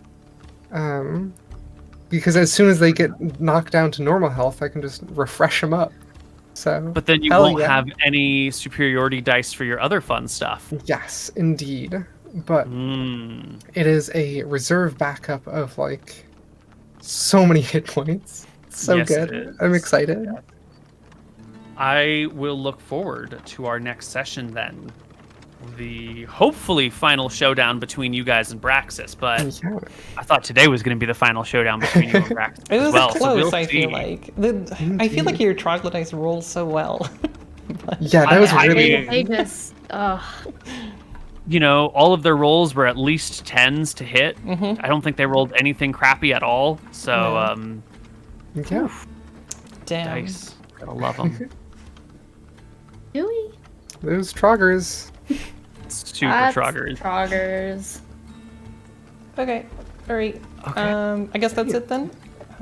Thank you so much for everyone for watching. Thank you, the 3 of you, for playing and DMing. Yes. Yeah. Thank you all so much. Dude, Neil, what are you up to next? What are your plans? Tomorrow is Legends of Arcadia Genesis, our 8 out of 10 seriousness campaign. You'll find that on my channel at twitch.tv/Koibu. I saw I think I saw one part of an episode at that, and it was the Kadia section, and I was like, yeah. This Oh, seems like- yeah, that was the best part. If that's all you saw, that's all you should ever need to see. You can just Right. stop right there. That was the highlight of the campaign. Last week's session, not last week, but the week before session got a little out of hand. It got a little bit weird. In Yeah. a good way or a bad way? I thought it was great, but you know, when you turn Uh-oh. someone into a were Tyrannosaurus Rex, I think it's Oh. hilarious. But they're not super thrilled about having short little stubby arms because they're like little baby T-Rex, just like a Right. normal human size. They were very unhappy with it. That's been my week, by the That's way. good. That's cool. Not being able to move my arms. Neat. I should add things so that I can just quickly link your channel. Twitch.tv/Koibu. Wait, is it Koibu 0? I forget. Nope, just Koibu. I think. I don't know. Some places are Yeah, 0, pretty sure. some places aren't. I should know by now. No 0 on it. All right. Autumn, do you want to plug anything or before we leave? No. No? Okay. No. Ashley? I am unpluggable. There's nothing for me to plug. You have a Twitter. Unplugged. So Yes, I have a Twitter. there's I that, posted at a cute least. picture of Thor. There you go. on Go my to Twitter, Ashley's so- Twitter for pictures of Thor. Oh, Nice. I have a mini plug. I'll like put it out in the universe so that I actually do it. I've been trying to hunt down a really crappy Grey's Anatomy video game so that I can stream that on my channel. So be on the lookout There's a for that. I Grey's guess. Anatomy video game. There is, and apparently it's like actually good, and that's Oh. like exactly the type of shitposty content that I like to stream. It's like the overlap between ridiculous and like mildly like a dating sim. Is it just called Grey's Anatomy? It's a Grey's Anatomy video game. Ubisoft Wild. published it. I'm trying to get a copy off eBay for PC. Wait, is it an old game or is it new? Yeah, it's an old game, and apparently the plot of it is that it's like a little too close to home, but I don't know. It's like that there's a mysterious illness and they have to quarantine inside the hospital. And you're, I don't know, trying to date McDreamy while in a mini quarantine thing. Oh my god. That sounds It seems great. ridiculous. And so anyways, I'm as soon as I get a hold of that, I'm gonna tweet it out and set up a stream. So that'll be either this week or next week. Nice. That looks amazing. All right. I guess that's it. I think I'll stick around for a little post-stream thing in case people have questions or whatever, but probably not for very long because I need to sleep. Okay. Thank you all so much for joining. And I will see you all. Wait, next week is it, or when is Pawns and Patrons? I don't know if it's 2 weeks or 1 week until the next one. It will be no. We can play next week. I think. Okay. Wait, where are we? Yeah, I think so. I'll sort out with them. Move aside. Okay. Okay. All right. Thank you all so much for joining. And super thanks Koibu for DMing our shenanigans. And yeah. All right. All Bye. right. Bye.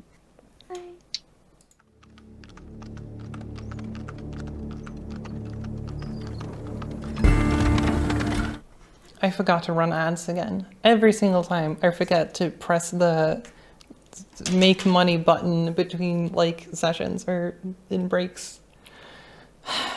Whatever, it's fine. Anyway, I can chat for a little bit. I need to go to bed within the next hour because the morphine lasts for I think 4 to 8 hours or something. And I want to be in bed while it's still active. And it actually helped. It started hurting quite a lot halfway through, and now it's not hurting, so that's good.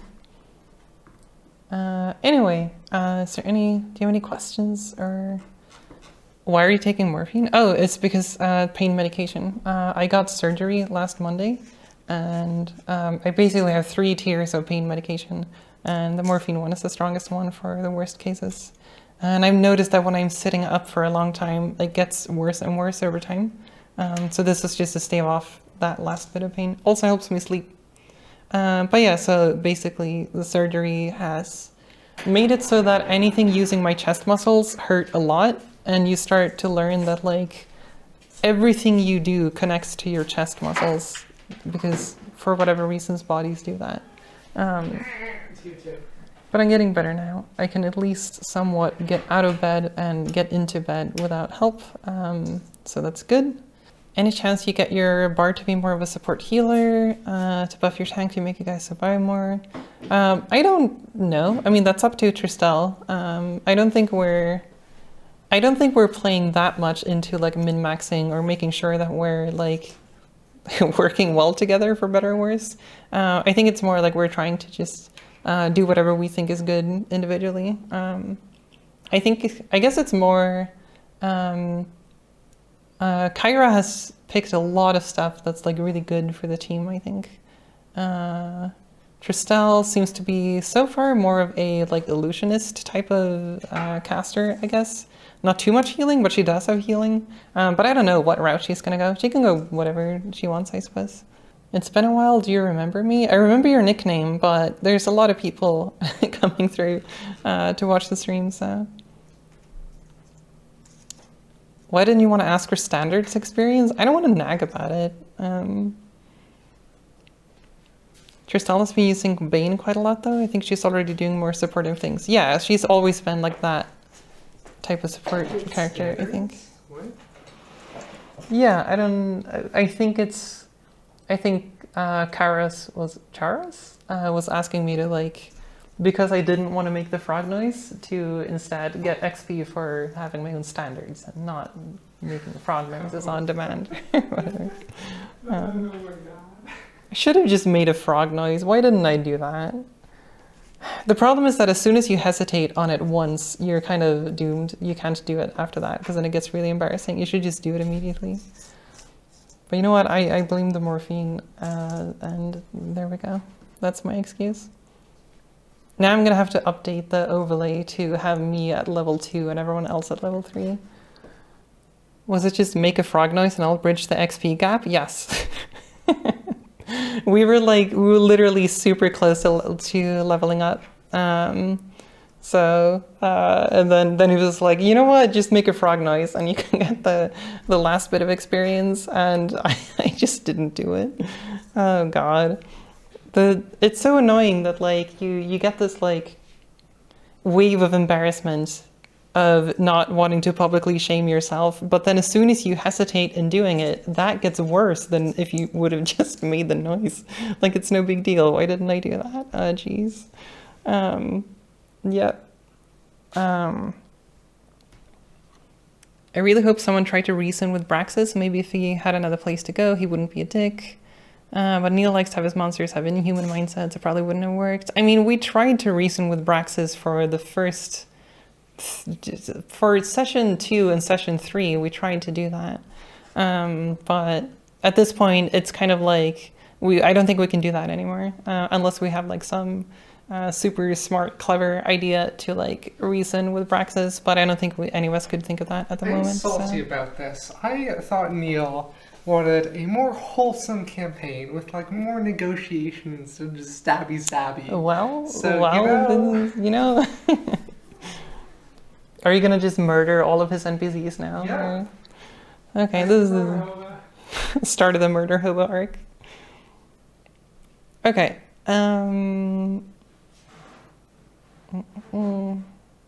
You tried everything and more with him? If anything, I think you tried too hard with Braxis. Yeah, I mean, we wanted to do that early on, because I really, like... I don't like it when D&D campaigns only turn into just murder fest. I don't think that's interesting.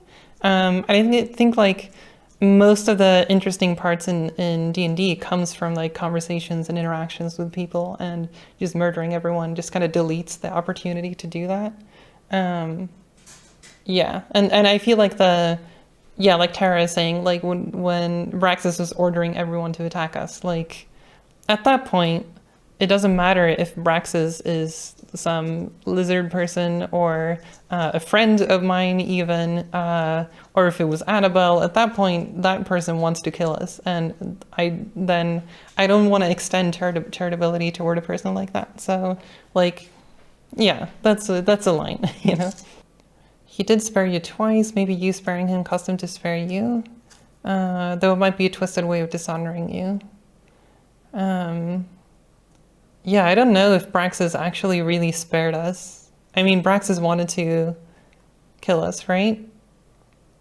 I guess he could have, like, murdered everyone when they came to town, but... Oh, you had a question. I missed that, sorry. I thought about it. I think the following: reality does not exist. It's our imagination, you could say. That's why mathematics describes it that well. Is it our imagination too? What do you think about that? I feel like that's a misuse of terminology. I feel like reality, we define reality to be the situation we find ourselves to be in our day-to-day life, right? So it's kind of just like, axiomatically, that's what reality is, in my view.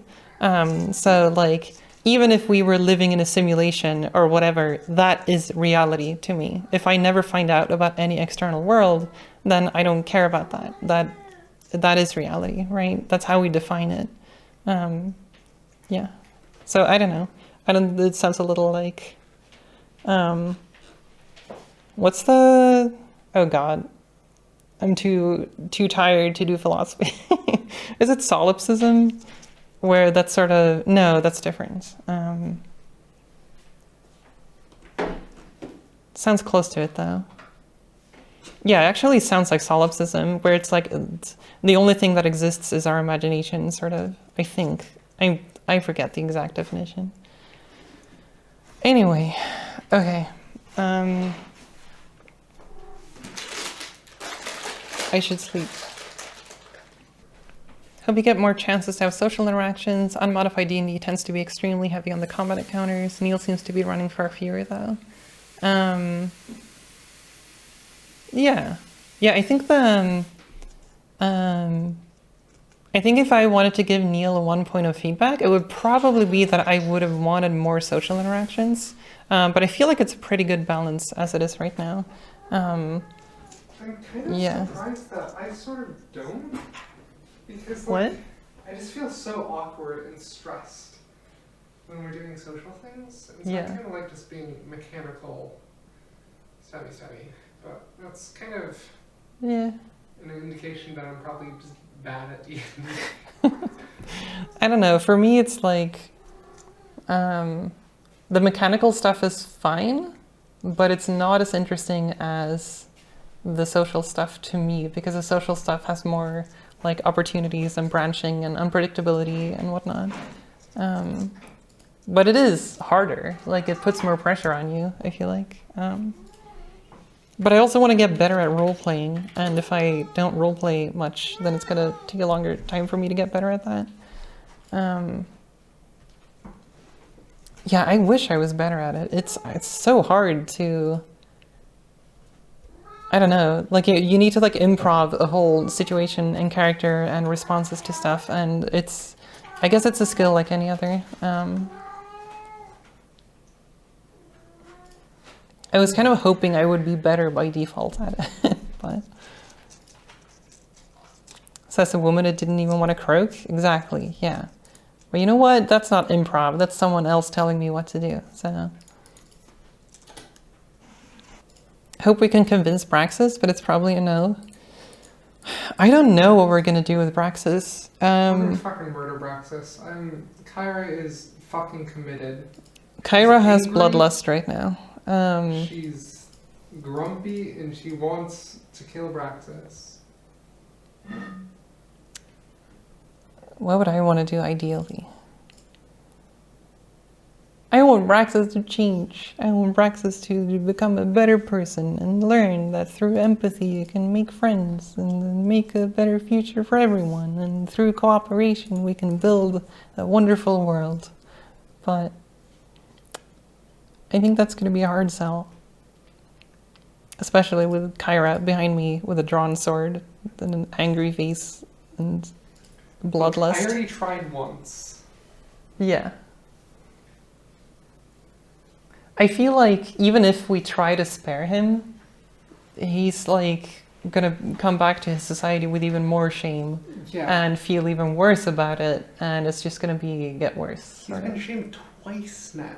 Oh, I thought. Oh, that's true, because this session. Yeah. Yeah. Like he's gonna be grumpy and not open to negotiation. I think so. Yeah. Yeah. But I want to find out more about Braxis. I want the Just Braxis fucking lore. kill them upstart.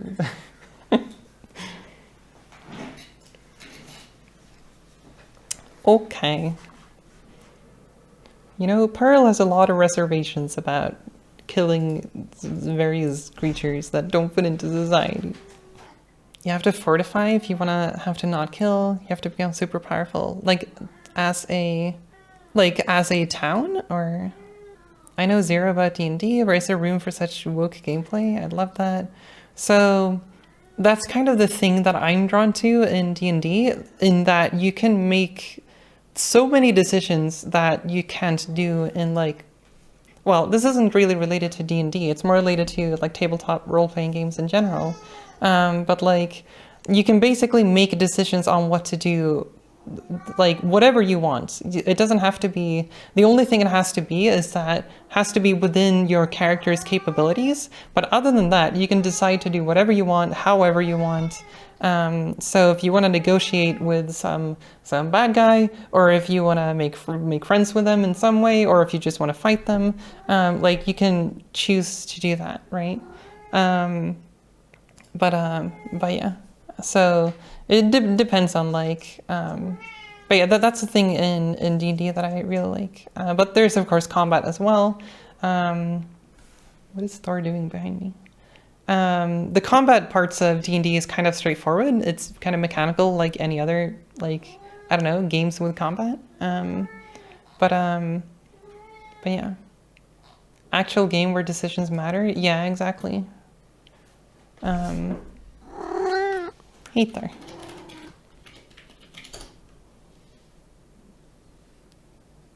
should be a role-playing game where you have points for empathy and reading people and then finding out their backstory to be able to help them to get a hold of their demons. I mean, you can do that in D&D if you want to. Like a lot of these things are sort of up to the DM's discretion. Like, I don't know, the DM can decide that you get experience and points for like doing various things, and it could be anything. Would you like a game where the enemies are like random good or bad and you don't know if they trick you? I personally like when there's depth to characters, and I like when there's unpredictability. Those are the things that like make me interested in almost anything, I suppose, including just like watching movies or TV series or whatever. I think that having just, you know, here are the good guys, here are the bad guys, here are the combat mechanics, that's not very interesting to me. Like, it's okay, but it's not very interesting. I want to, like, I don't know, I like the fact that we tried to negotiate with Braxis and that we tried to do something more diplomatic and that we actually got somewhere with that. And I like the fact that the reason for Braxis attacking us again was actually like a personal reason, because like Braxis felt shit and was dishonored and he didn't like that. And like, you could, sure, you might call it shallow or whatever, but like, it is a personal reason, and I like that. It adds character. It's not just, you know, creature bad and then creature attacks you. There's more depth to that, and I like that. I like characters that you can empathize with, characters where you can, like, they don't have to be good characters, you just have to understand their motivations and what drives them, and that makes it fun to me. So, yeah, that's neat, I think. In real life, there's no good and bad, right? So why in games? I mean, you break things down to mechanics and then it becomes simpler to work with and you don't have to think about it too much. And it also depends on what type of game you want to make. Like,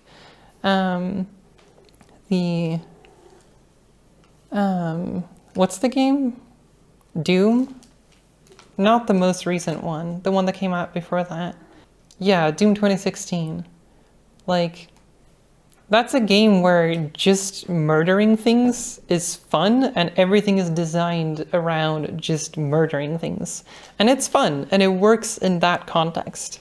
I don't think that game would be better if there was like, you know, some gray areas where some monsters have a backstory and if you accidentally kill them, then I don't know. Like, it's a game that works really well just having that simplistic relationship, right? But it really depends on like the type of game. But I like it when there's more character, when there's more depth, when there's more to it than just, you know, creature bad, creature good. I don't think they can make custom spells in 5e.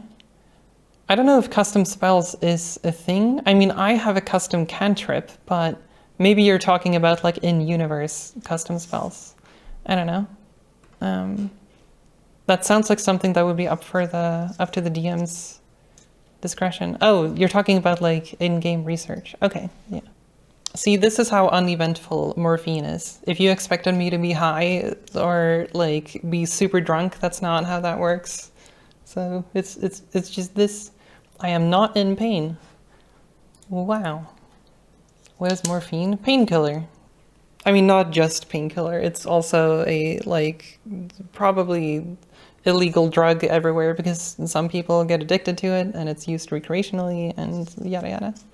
It's the active ingredient in poppy, right? The poppy seeds and the poppy flowers. I think that's where the natural source of morphine. Oh, and apparently there's been research recently because they found out that your body has a morphine specific receptor that doesn't like receive anything but morphine. So there was a theory that your body actually produced morphine somewhere, and that was found out recently that they found how that was made in your body. So as it turns out, you have, I forget what it's called, endogenic morphine, when your body produces its own chemicals. That was apparently pretty recently discovered. There you go. That's the trivia that I read off of Wikipedia when I was in bed. Or at least I think that's what I read. I'm pretty sure that's what it said. Oh, but it's like basically just being in such trace amounts that it doesn't make you high. I mean, even now that I've taken the pill, I'm not exactly high.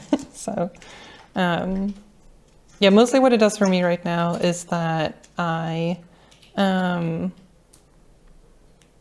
let's see, what does it do? My hands get warm and fuzzy. The pain goes away. So the pain I have right now is mostly in my chest, like in the muscles, and my back. And that, after taking the pill, has been reduced to like 10% or something. So like most of it is gone.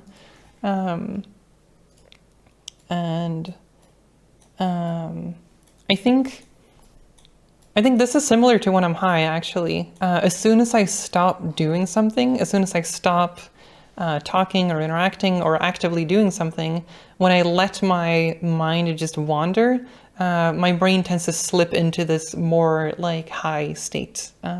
So while I'm talking on stream, I feel just like myself, you know?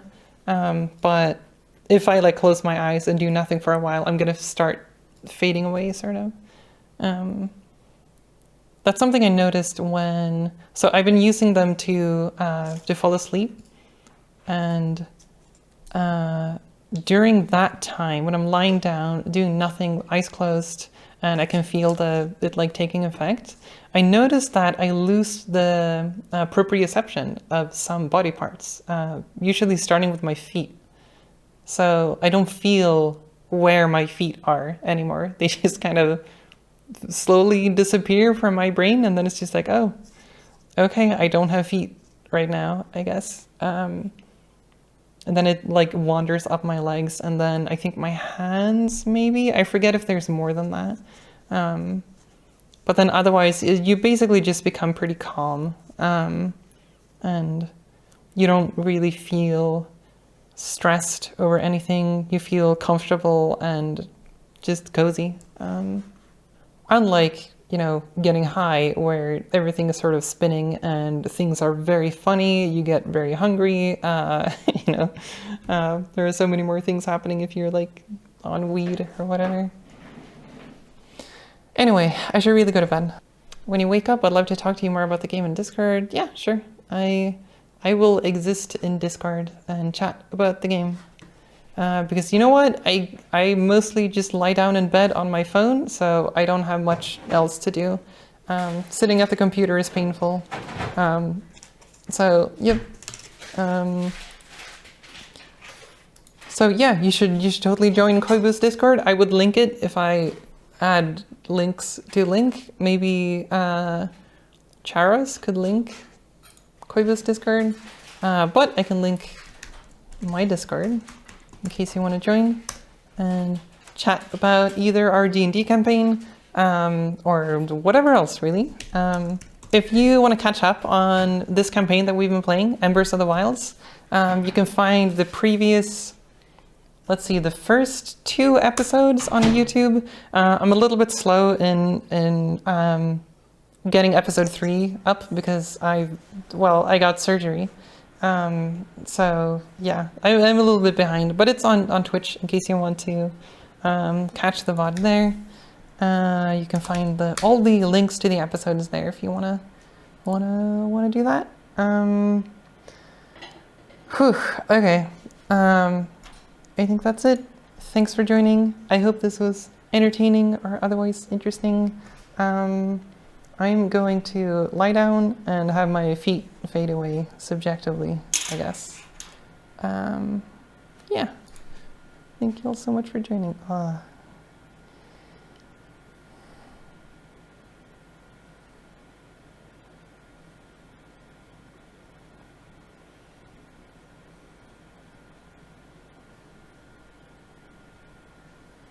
Whew. Okay. That's the thing I'm not supposed to do on stream, because as soon as I close my eyes, I start like drifting away. Okay. Alright. See y'all soon. Join us for the next week. Yeah. Alright. Thank you all for joining. I'll see you next time.